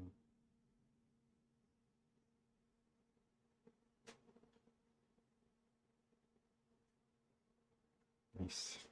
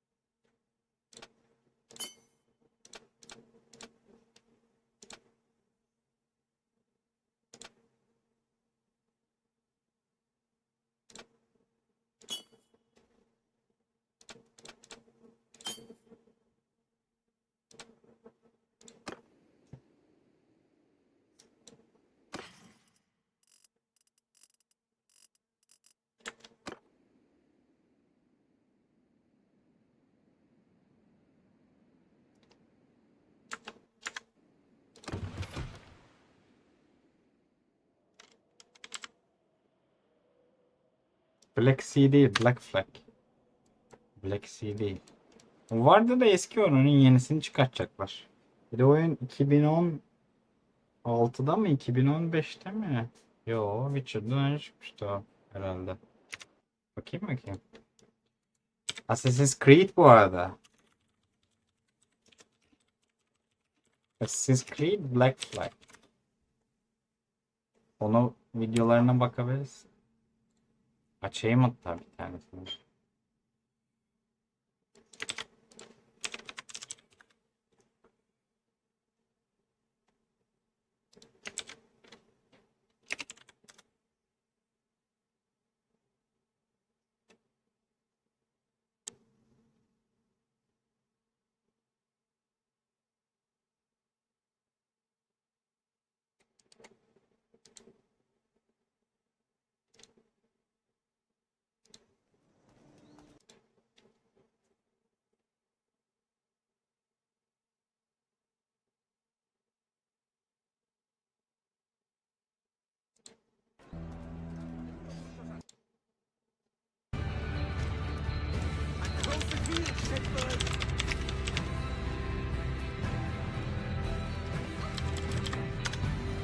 Sea Battle yazmak lazım aslında.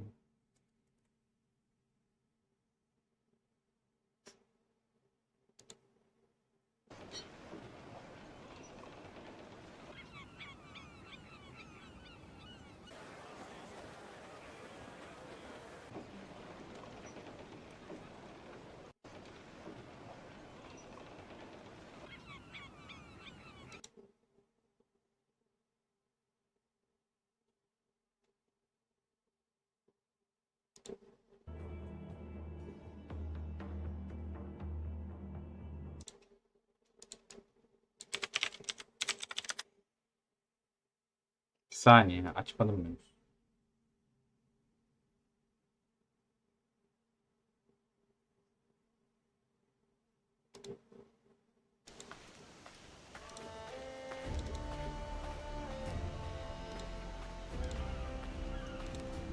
Görünüyor mu şu an?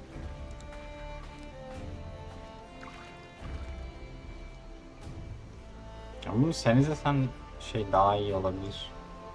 Şeyden dolayı. Burada bu kadar güzel gözükmüyor bile olabilir yani sana. Oyun şeyler çok güzel. Atayım sana linkini. Sen izle.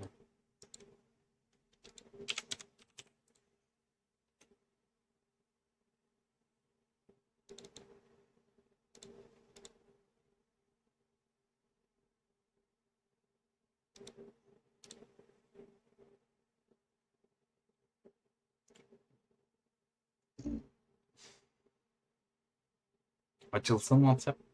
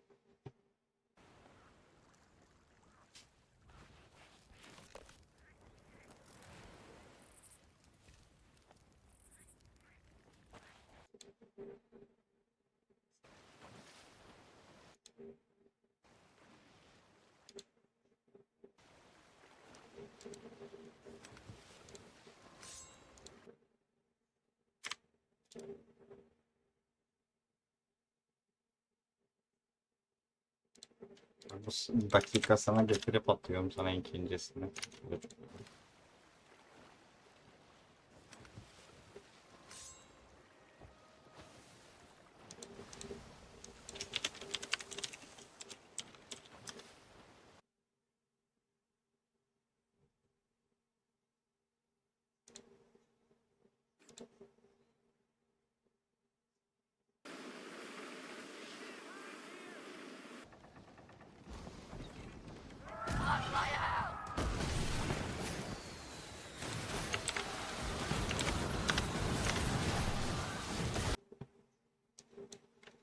Sen öyle.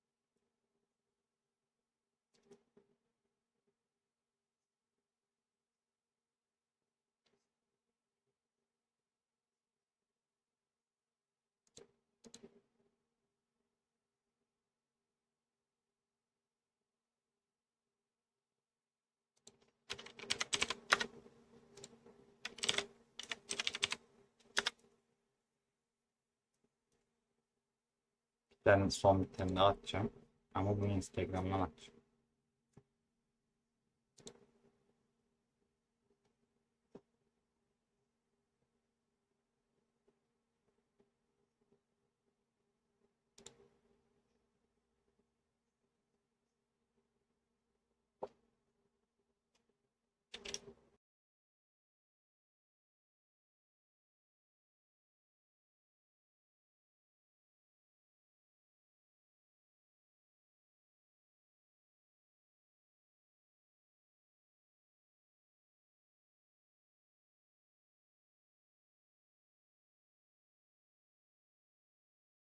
Five.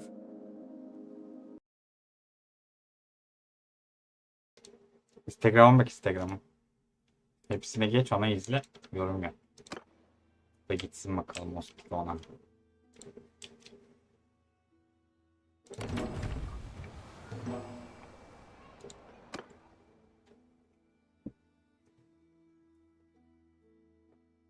Ah, good news. Bjolgur's order has given him permission to sail with us.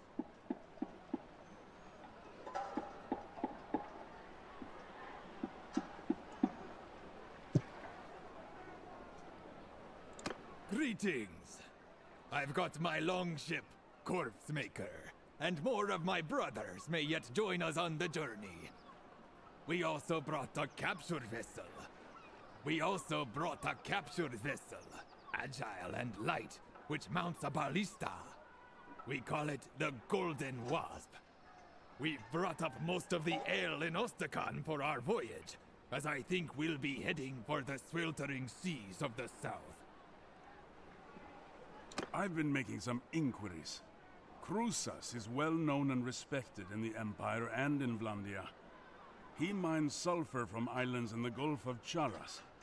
No doubt he uses some of Purig's slaves, but I guess the Grand Lords and ladies ya. don't know that, or choose not to know.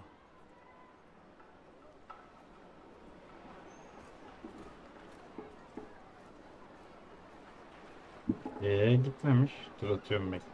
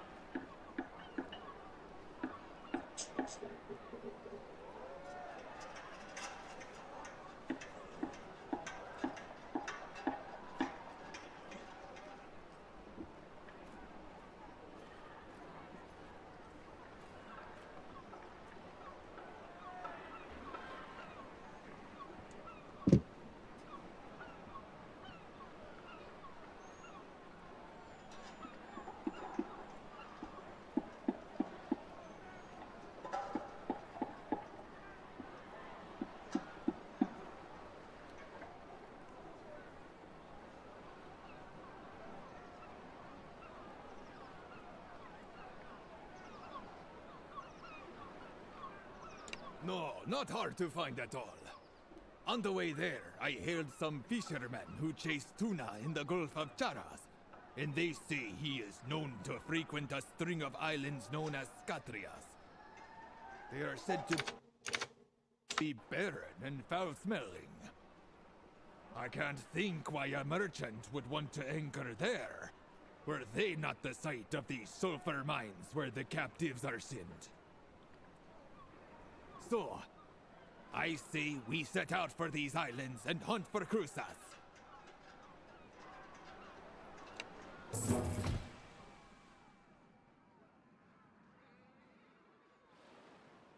Daha iyi, daha iyi. Her türlü oynayabiliyorsun bununla yani. Çekimle mesela düşün, bir defa yaptın. Yok yağmurlu, yok bilmem ne falan.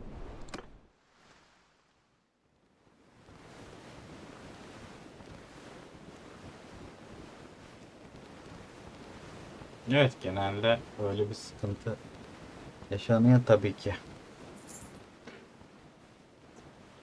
Ama optimizasyon denen bir şey de var mesela. En iyisini yapmaya çalışmak diye bir şey yok. Optimum olanı bulmak lazım, en uygun olanı. Çünkü atıyorum sen şimdi en iyi grafiklerde yaptın. Kim oynatacak onu? Hangi bilgisayar oynatacak? We're in the Gulf of Ya adamlar Charos now. satmak istiyor. The Para fishermen here kazanmak used to istiyor. O have yüzden this way of catching bu oyunun tuna. grafikleri falan o yüzden böyle Turn them dandik into a yani. maze of nets into a smaller and Herkesin bilgisayarı smaller area, oynatsın diye. until they could just spear them from their boats and drag them out. Ah, the lookout has spotted sails. That may be Crusa's fleet. Steer clear of these storms if you can. Did you see that The winds big and fiery waves can ball? damage our vessels. Not very accurate, I'll warrant. I've heard Crusoe does this. He doesn't try to maneuver or run, but lashes his ships together, building himself a floating fortress. He mounts mangonels on them, peppers any attackers with flaming pitch. Not a bad tactic if you've got the time to prepare and you just want to be left alone. Most attackers will keep their distance and look for easier prey. If all our ships row in together, there's something enough targets that we're bound to get hit. So let's not do that. Here's another idea.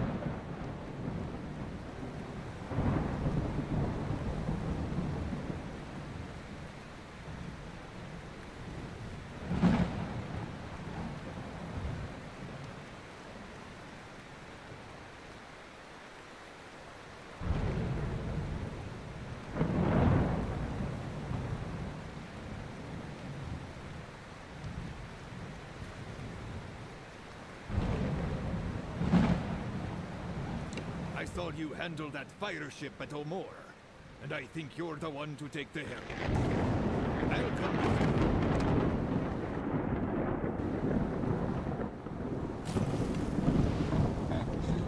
Aynen öyle. Good look at Krustas' floating fortress before we attack. It's formidable, but it's not going anywhere. He has no less than 8 ships lashed together. They mount 4 heavy mangonels, big ones. Most ships would tip over from the recoil if they weren't chained to each other. One is on the round ship, which is the fortress's keep, as it were. Another 3 are on cogs. One is to the northwest. The others are to the northeast and southeast. You must steer the Wasp to take out those mangonels.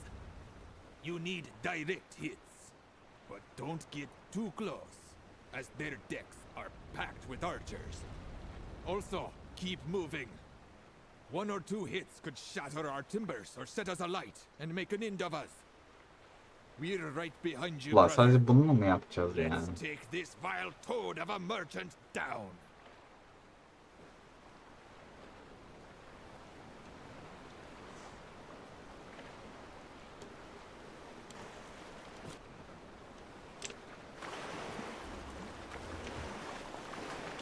Hadi bakalım.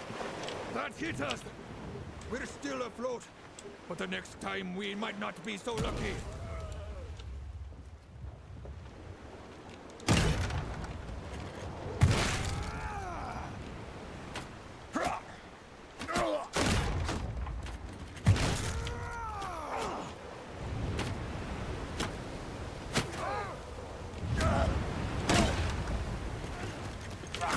Let's keep our distance. These decks are packed with bowmen. Stamp out those sparks, lads! Let's not get hit again. 1 mangonel down! Let's keep our distance. Their decks are packed with bowmen.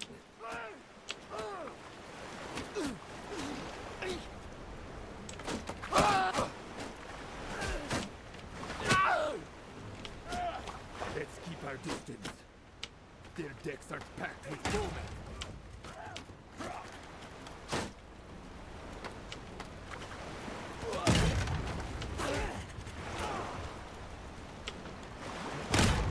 Smash that mangonel. Look at it, like a broken toy.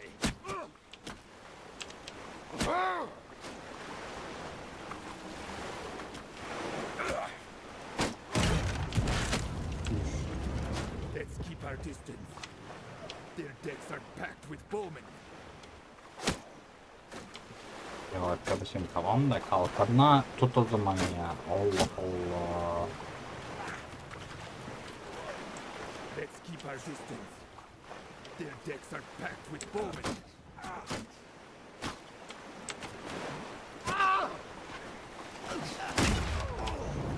Yes be. You silenced those mangonels. Now let's all move in and board them. We're right behind you. Row, lads, row!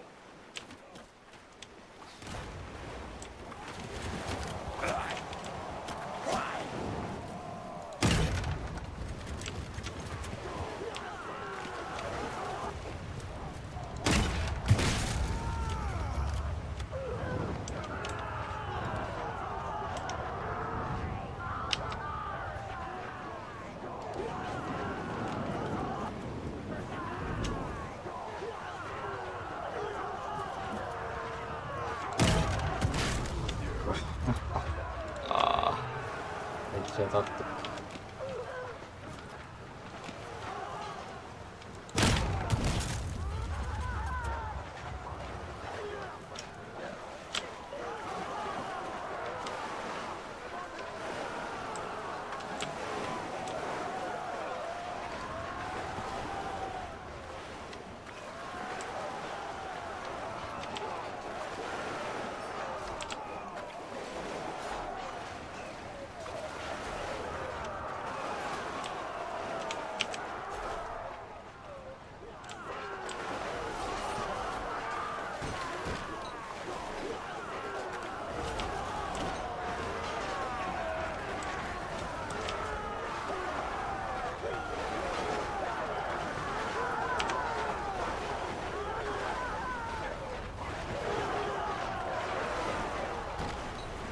Ben artık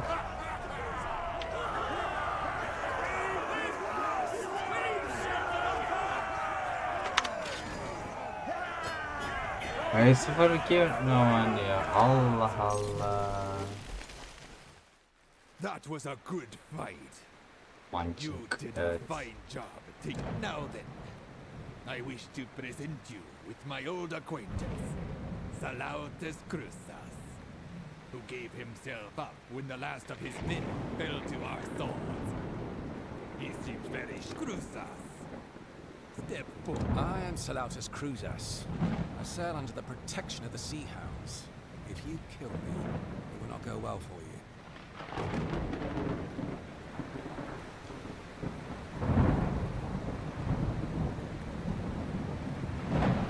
Yes, I buy slaves. They work my sulfur mines. Sulfur is valuable. And if I did not mine it, another would. Anyway, these islands are part of no kingdom, and I am violating no law. Since when does a pirate like yourself care about such things?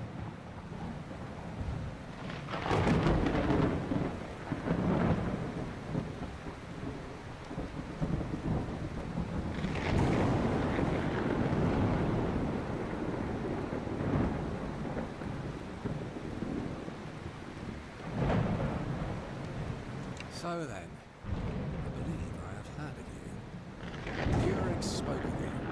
From what I know, I think I can be of use to you. I'll tell you what I know, and you give me my freedom.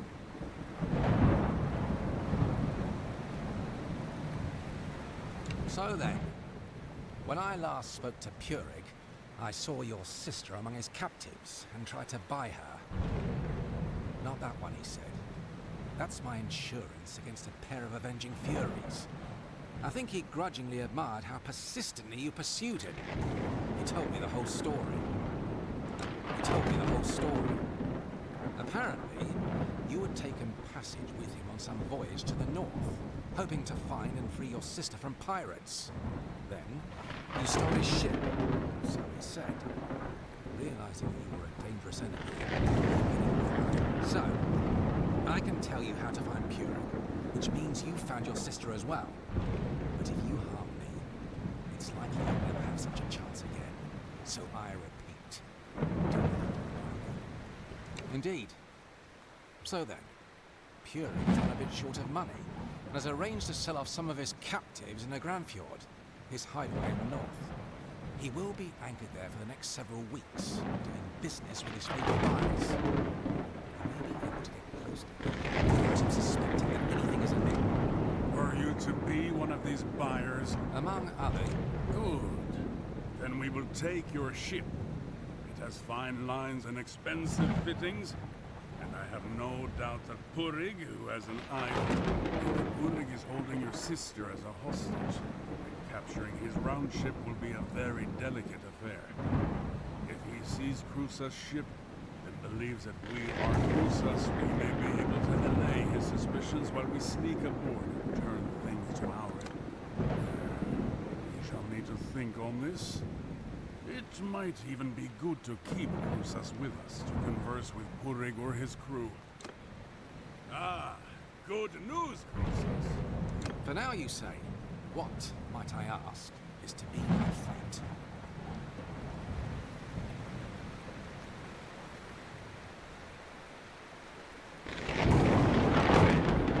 That's decided then. We should return to Ostrakan to refit and gather our allies. Anam. Hadi bakalım.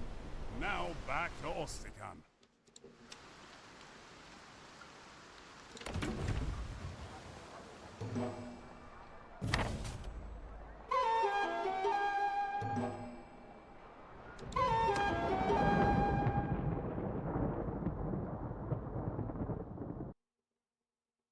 Well, here we are, ready to set sail for Angran Fjord and settle accounts with our enemies once and for all. Lahar will sail with us, and Bjolgur and more of his brothers may join us at our destination. We have Krusa's ship, and Krusas too, of course, much as he might not like it.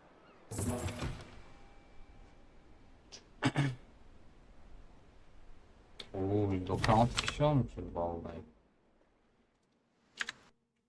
Ne kadar iyi geldik ya, bunu ekstra bir seveyim yani.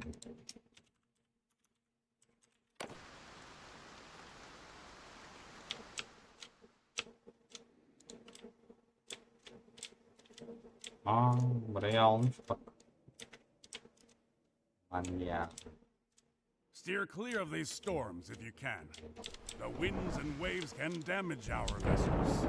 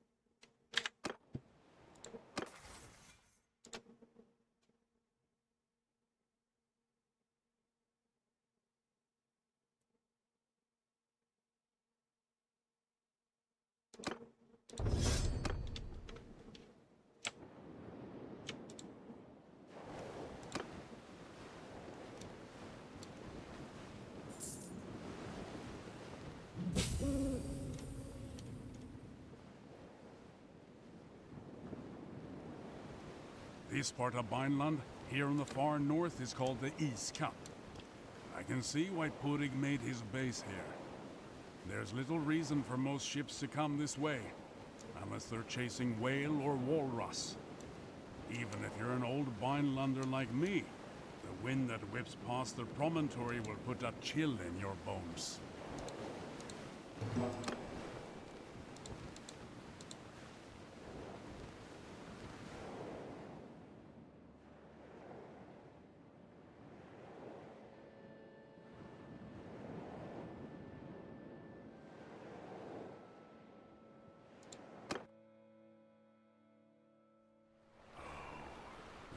they are, with your sister as their hostage. A straight-out attack is out of the question. Throughout this voyage, I have been thinking on what we might do to ensure her safety. And I recommend that we try an old... Do you see that big cluster of ships back there? That's got to be where they're holding the prisoners. That smaller vessel out front, though, that's got to be a picket. And it will stop us before we get too close. Let's approach it, pretending to be a buyer, while Bjolgur and Lahar stay out of sight. Cruces can banter with them a bit as a distraction.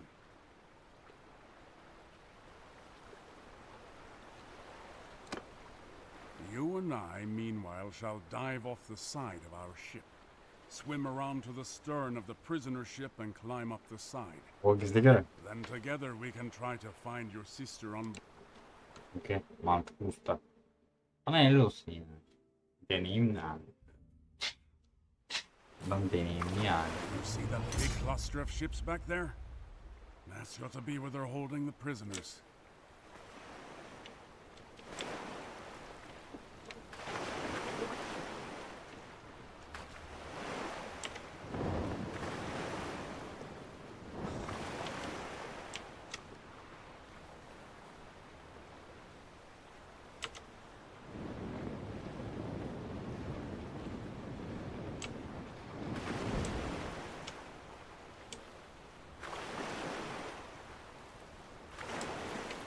Into the water. Let's go while Purig's men are distracted. Swim fast. Keep your distance from any lookouts. Ahoy! Who approaches? I am Selautas Cruzas. I seek Purig of Agotine. This is his ship, but he's away.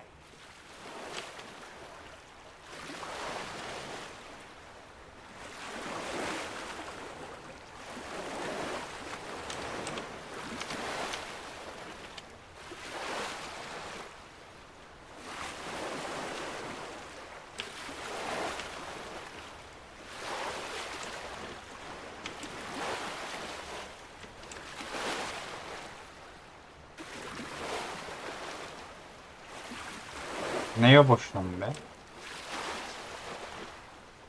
Haritada yoktu. Evet. Yukarılardan yine eklemişler.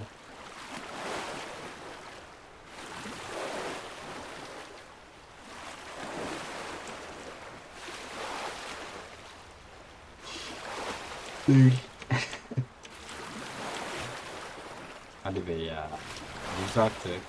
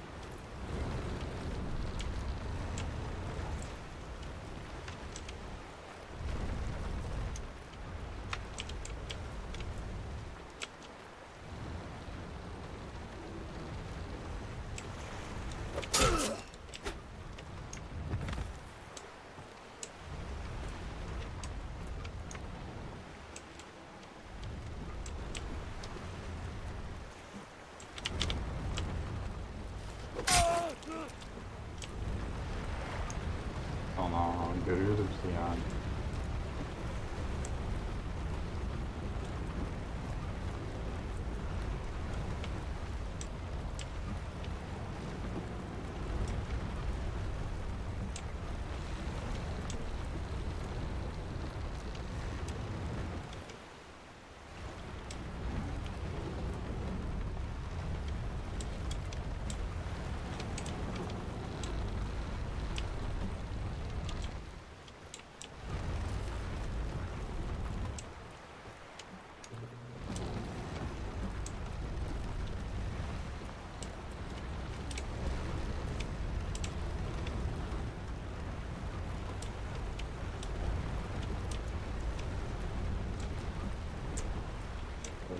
oluyor buradan?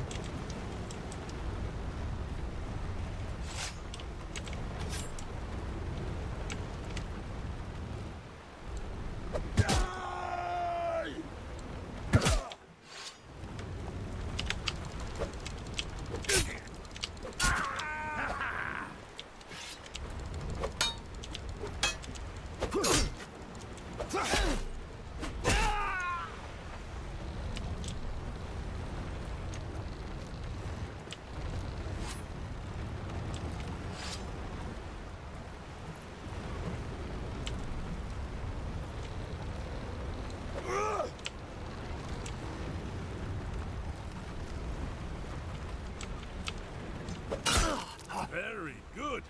Now get to the hold. Fena.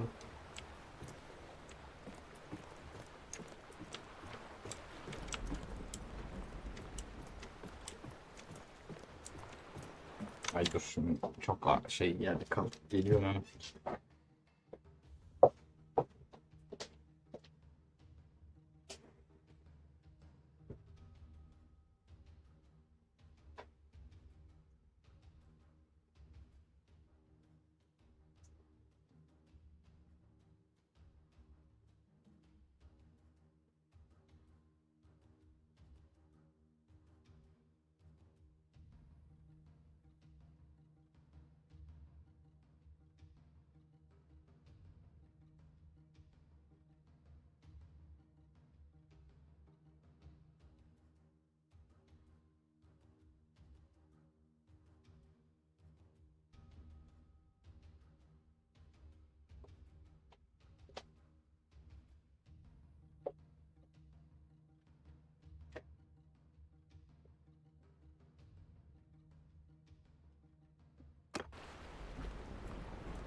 Who's there? What's going on? Heavens, mercy, what are you doing here?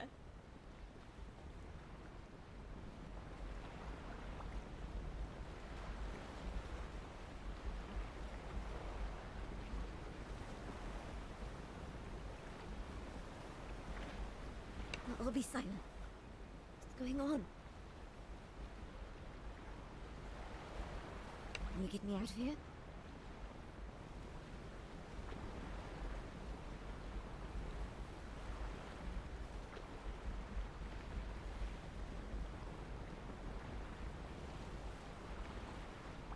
I understand.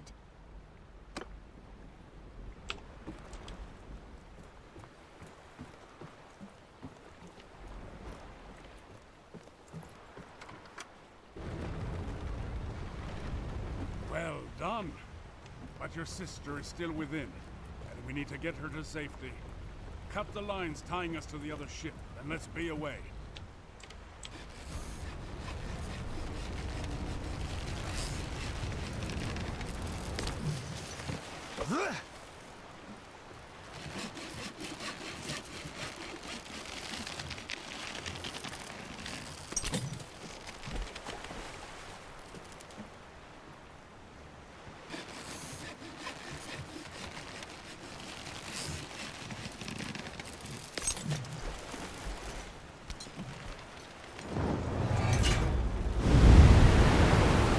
Şok geldi.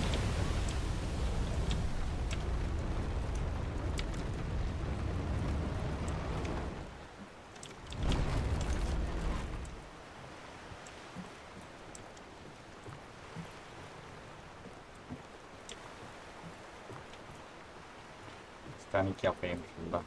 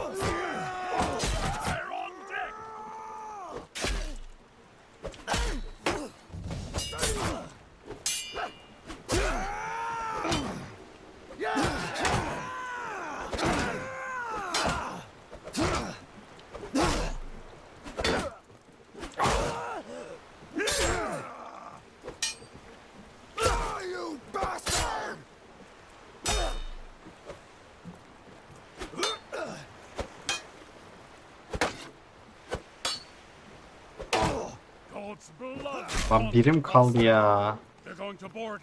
Shoot those bastards. Cut them down as they come over the side. Whatever it takes. Birim kaldı ama nasıl yapacağız? Neyle vuracağız ki?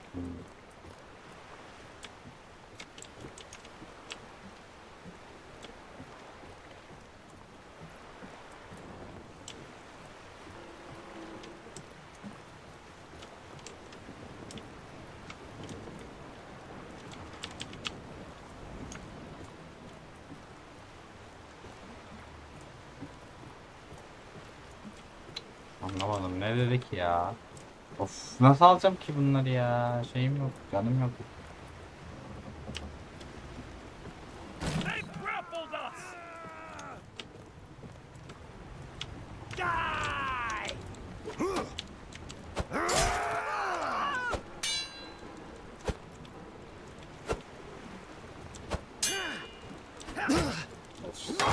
They're all dead.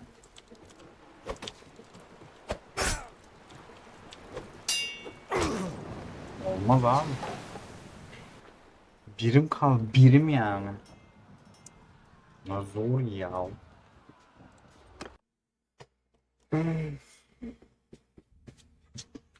Okum yok mu ya?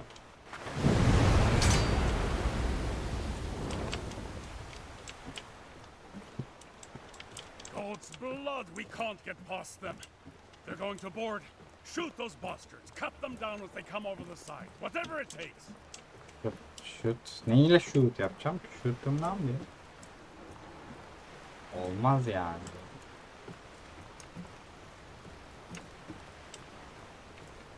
Ok koysanız bari şuraya ya.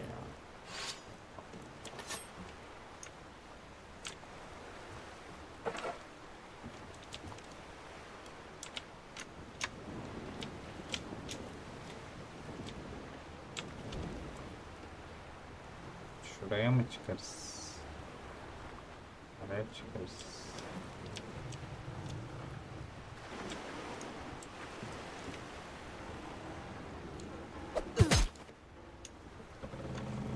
They grappled us.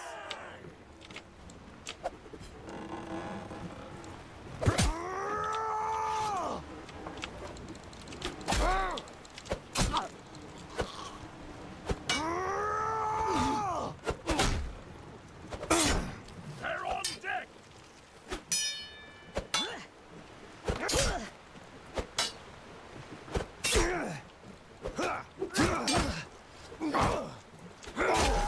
Abi ya.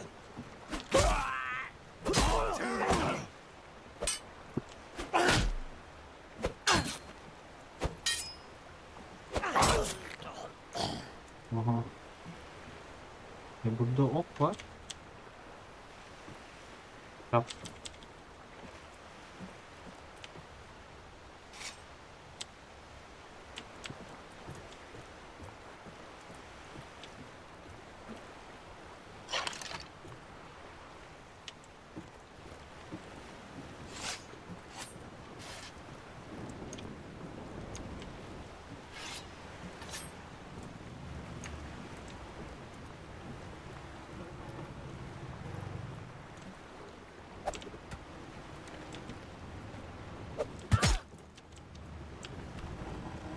They grappled us.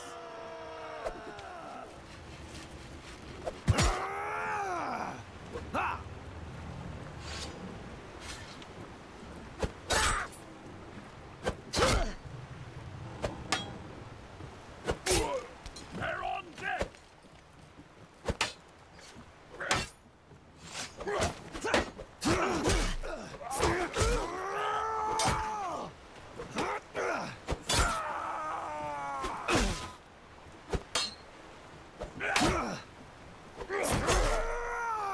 Çok etmemiz lazım. Hayır. Hadi.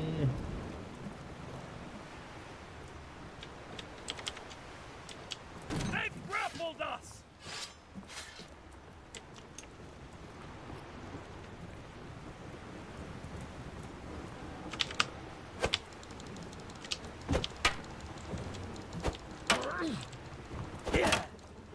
They're on deck.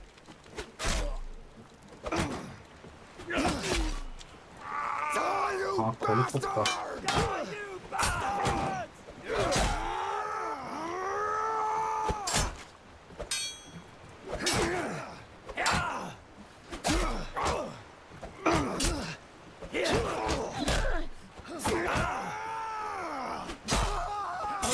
Yapma ya. Lan ya.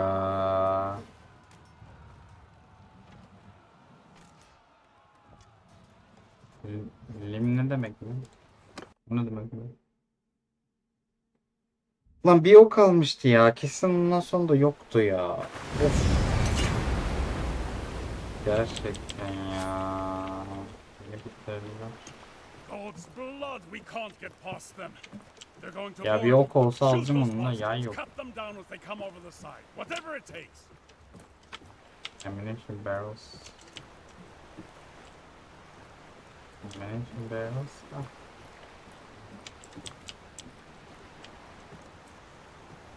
Burada varmış.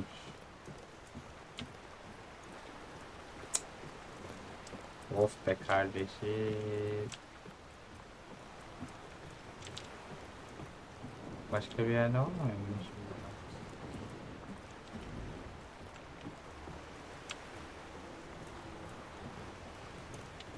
Arda var.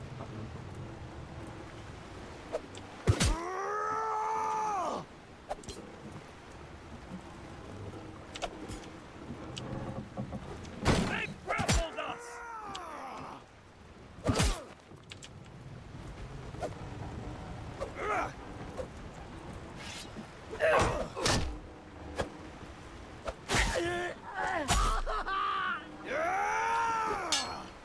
They're on deck!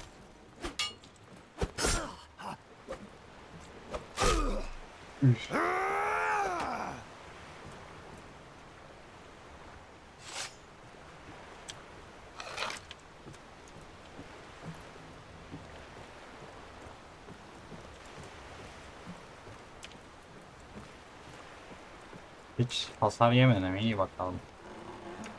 Kaç.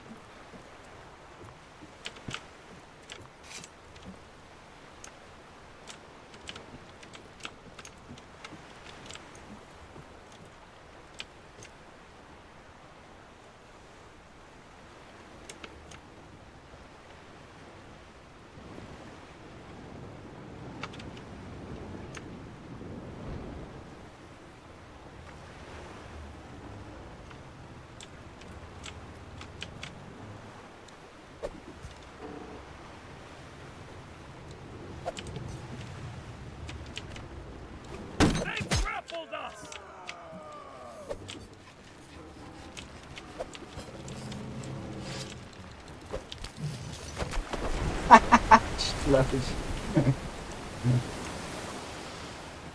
Çok iyi.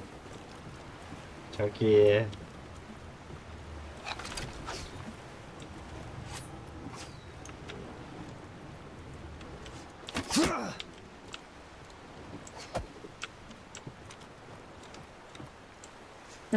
Ben kaldık yerine.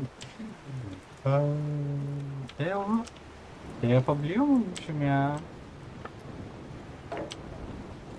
Aa.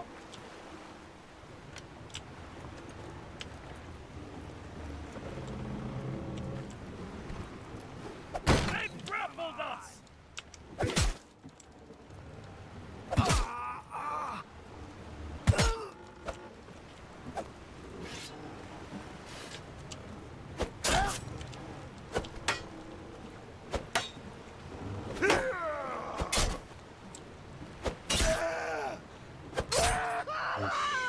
Bak hadi.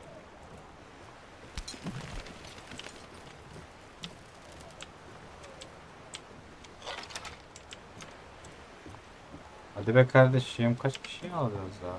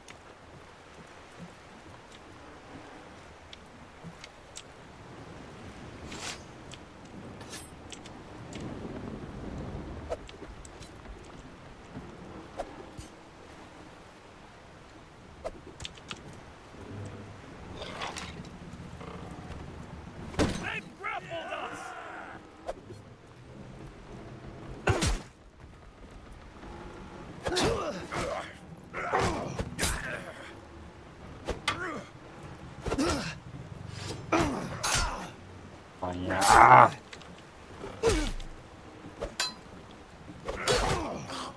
Come on! They're on deck!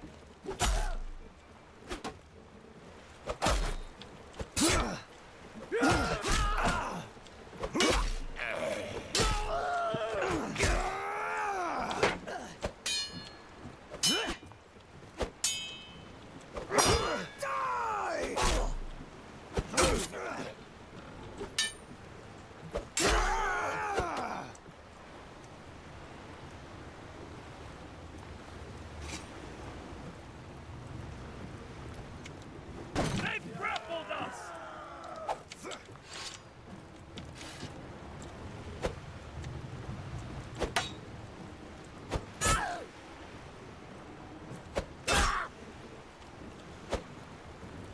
They're on deck!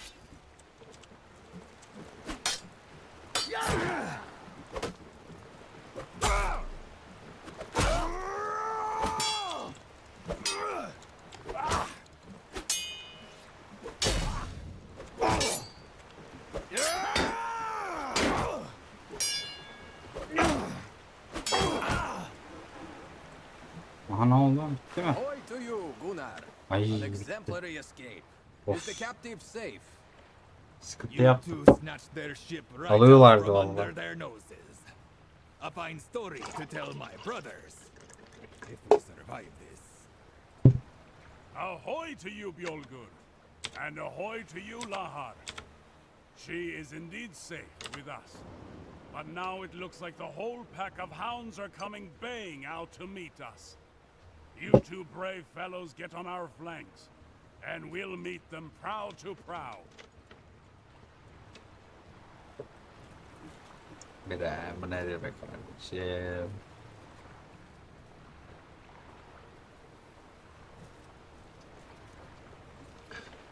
Sunumları öyle başlar. Ahoy to all.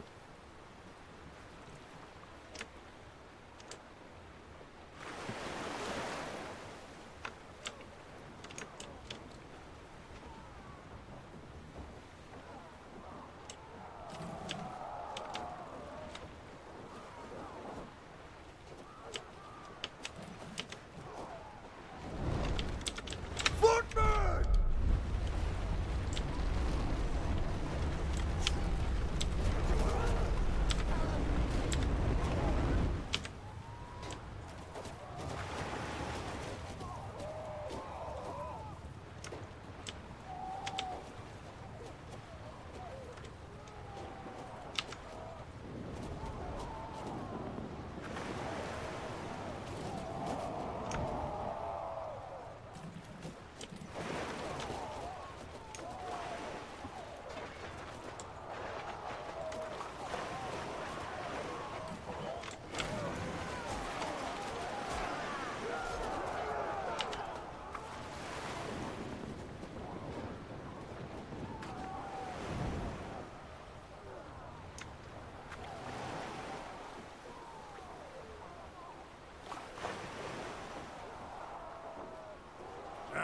Gods, I see more of them coming up. No rest for my sword arm today. Ah!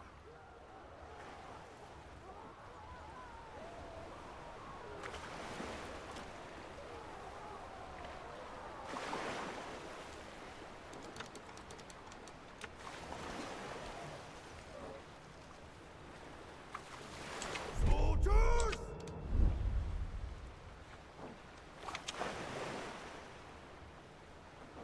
Soldiers! Footmen! Infantry!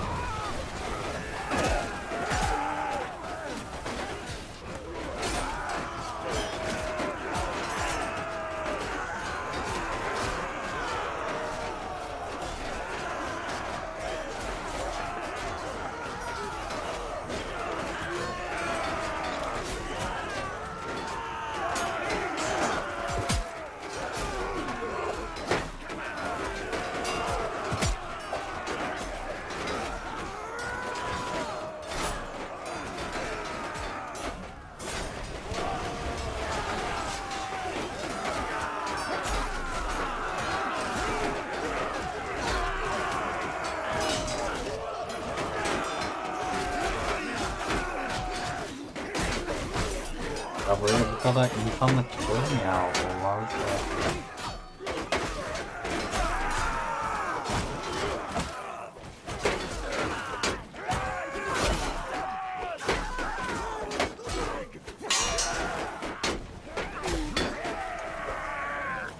geri.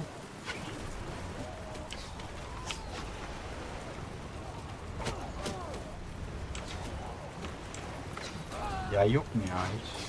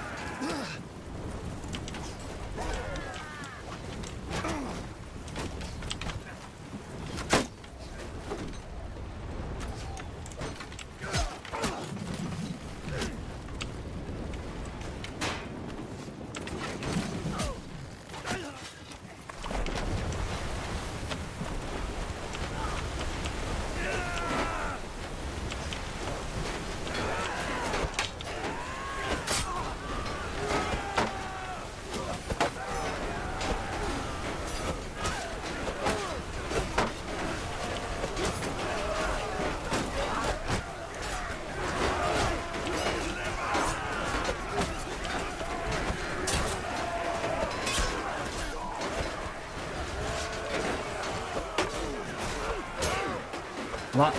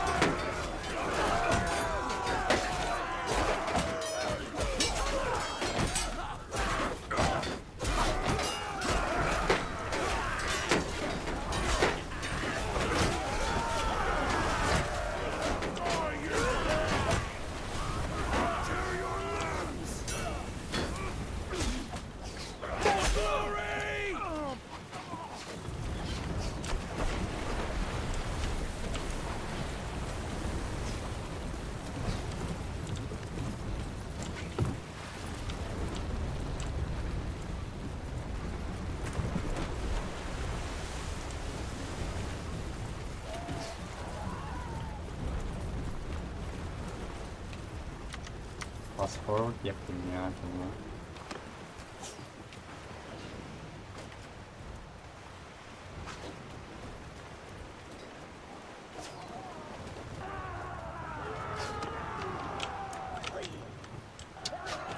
Siz yapmadan yanmayacaklar galiba.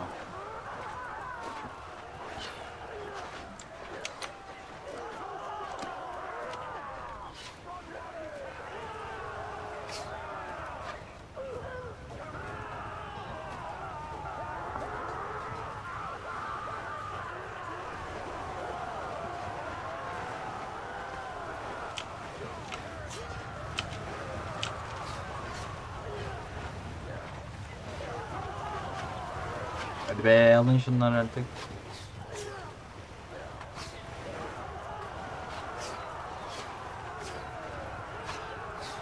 Hepsiyle de ben savaşamam ki arkadaşım yani. Bak 19 kişi var alamıyorlar orada 100 kişiler.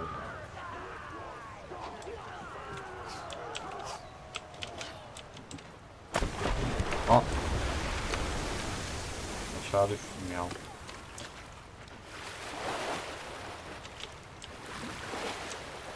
Gideyim oraya mı bari?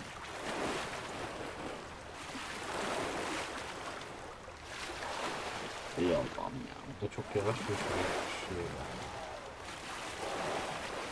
Lan bu kadar ağırlık varken ya düşsek ölürüz ya. söker bu alet yani.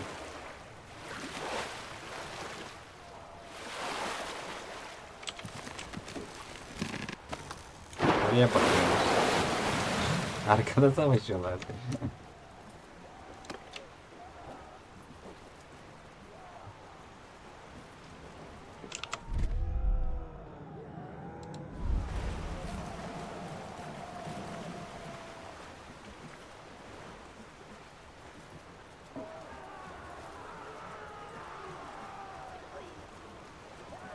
Oo.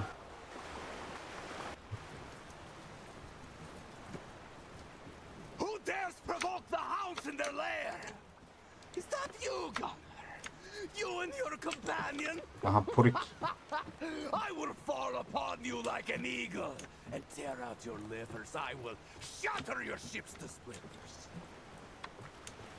Aha Purik'i patlatıyor edeceğiz şu an. Upon the waters, I will send your corpses to the slimy depths. Your skull will be a home for scuttling things. Endoran shall make a toothpick of your shin bone. Do you hear me?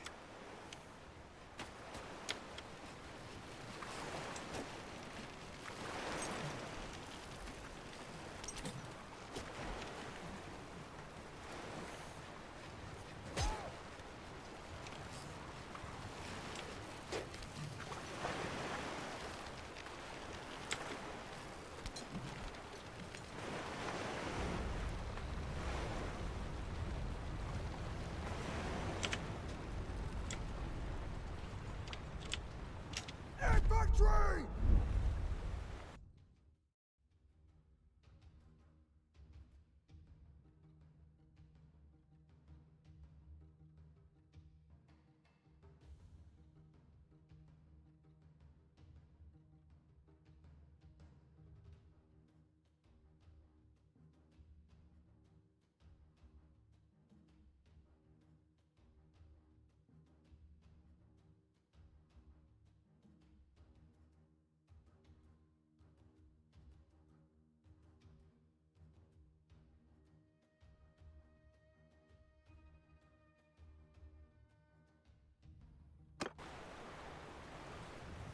Infantry! Infantry!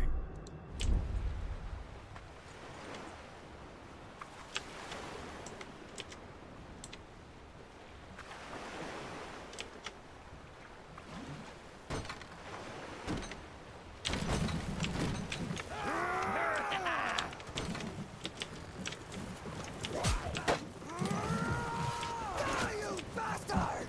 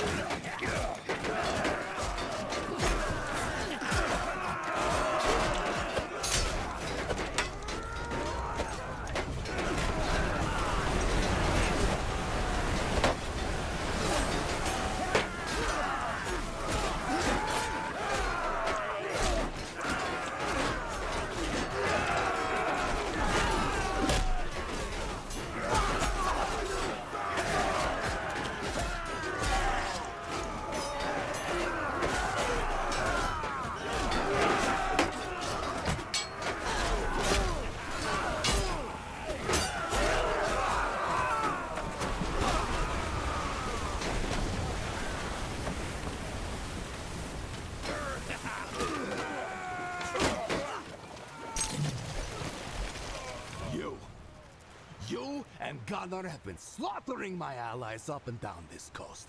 And now it comes to... I was going to forge the Sea Hounds into a weapon of vengeance against the house. I would have drowned them in their own blood. But the free warriors of the north, to the men who stood against the tyrant, I would have showered them with gold. I would have given them the fame they deserved. We would have ruled the Northerns. But that is all for nothing. Instead, the kings of Northvik, the men that Gunnar and I fought, will have the last laugh. So do you like what you've wrought?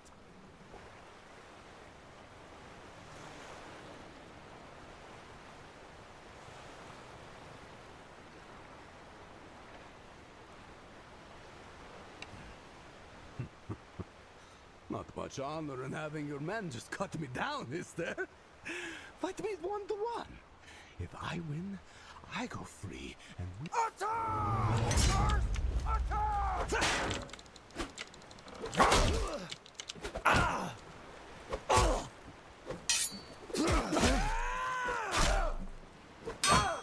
Onurdan bahsediyor bana. Alçak.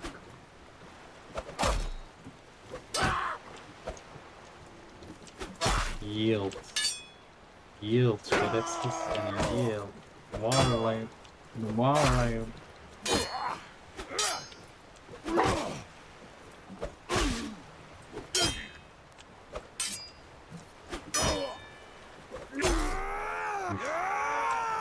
Koptu kolu.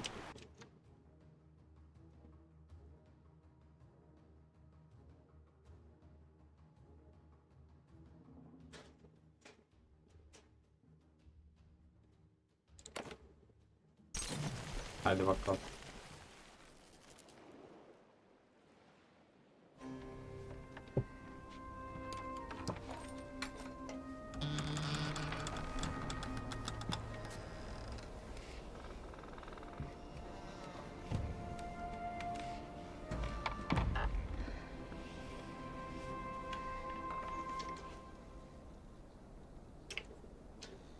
Aldı gerçekten ama ne yapsın işte. Kaçırmışlar. Yazık. Heaven's mercy. I had given up hope. I thought I'd die in that dark place. In the power of those cruel men.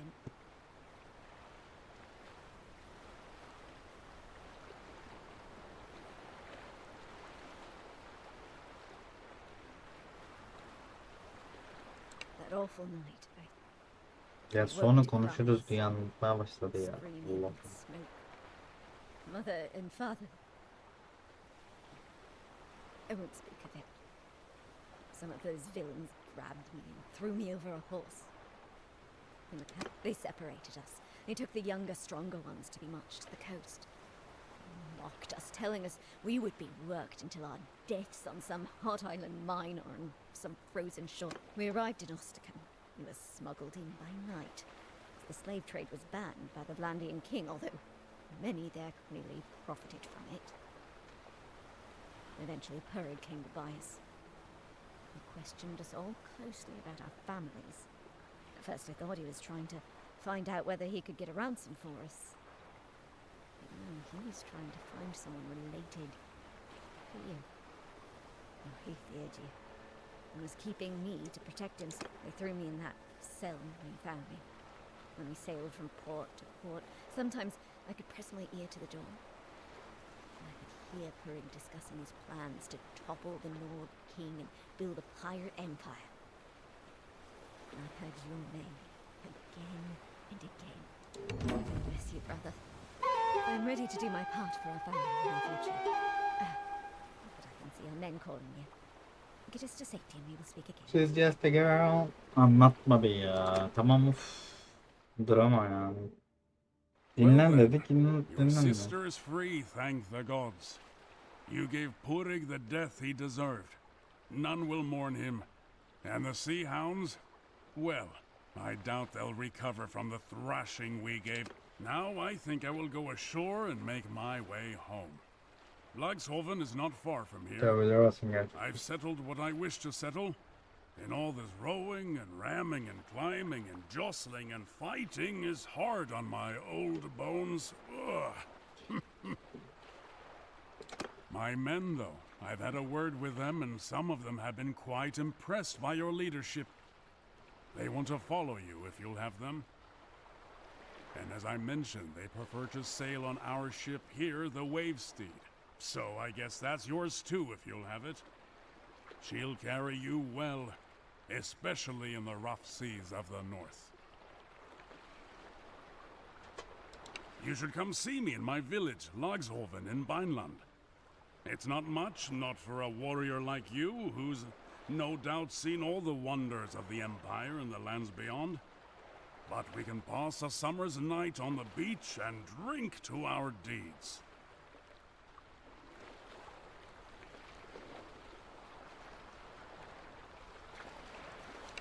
Farewell, my friend.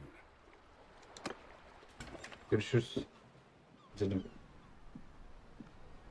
Yeah, everything does WordPress first once you built and trading should be the random six rows facility or victory. Blah, dock workers that can turn steering to demise of the Sions. Eyvallah. Toprak bir şey vereydiniz ya Allah. 21 adam var bende şimdi. Parti. Ya bu kadarcık adam yani.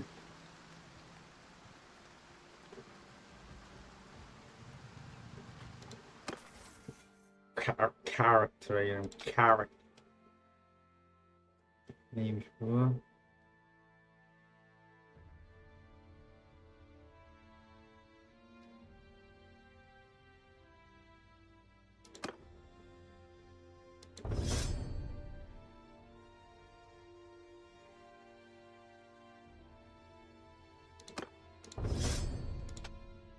Athletics.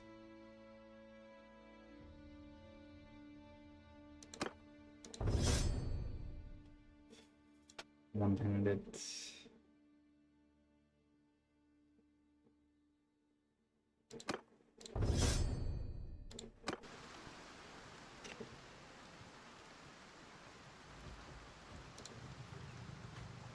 Fleet'imize bakalım.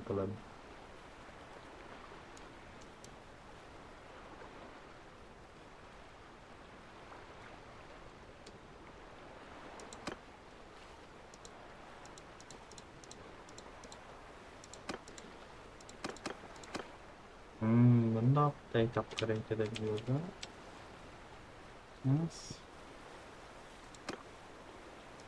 Nasıl edeceğiz ki ama? Not available in settlement.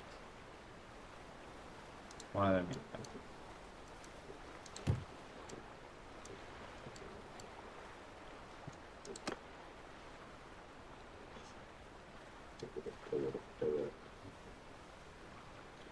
Evet, satın alabiliyoruz.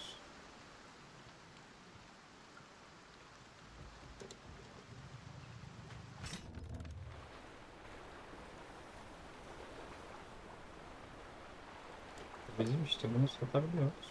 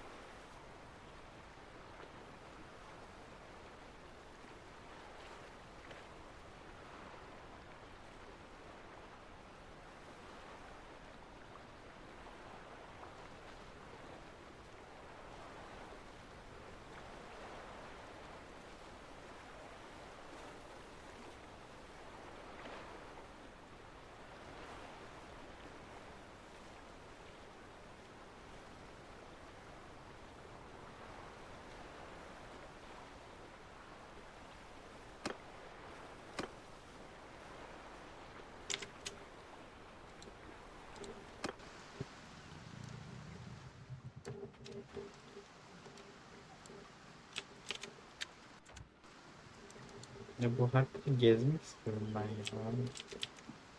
İlla çıkmam mı lazım yani?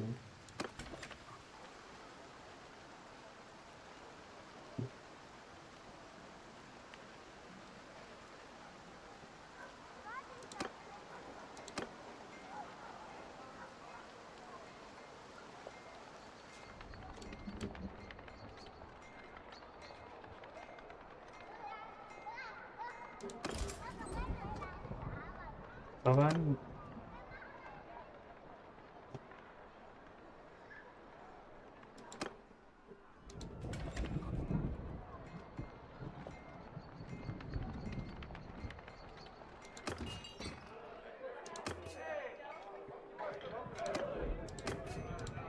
Hey, I don't think I know you.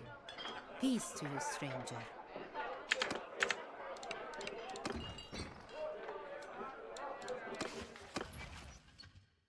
Al da geldi. Hem 3 tane alabilir miyim?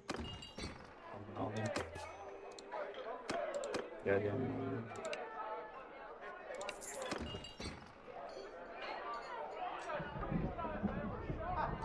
Tamam. Görüşürüz.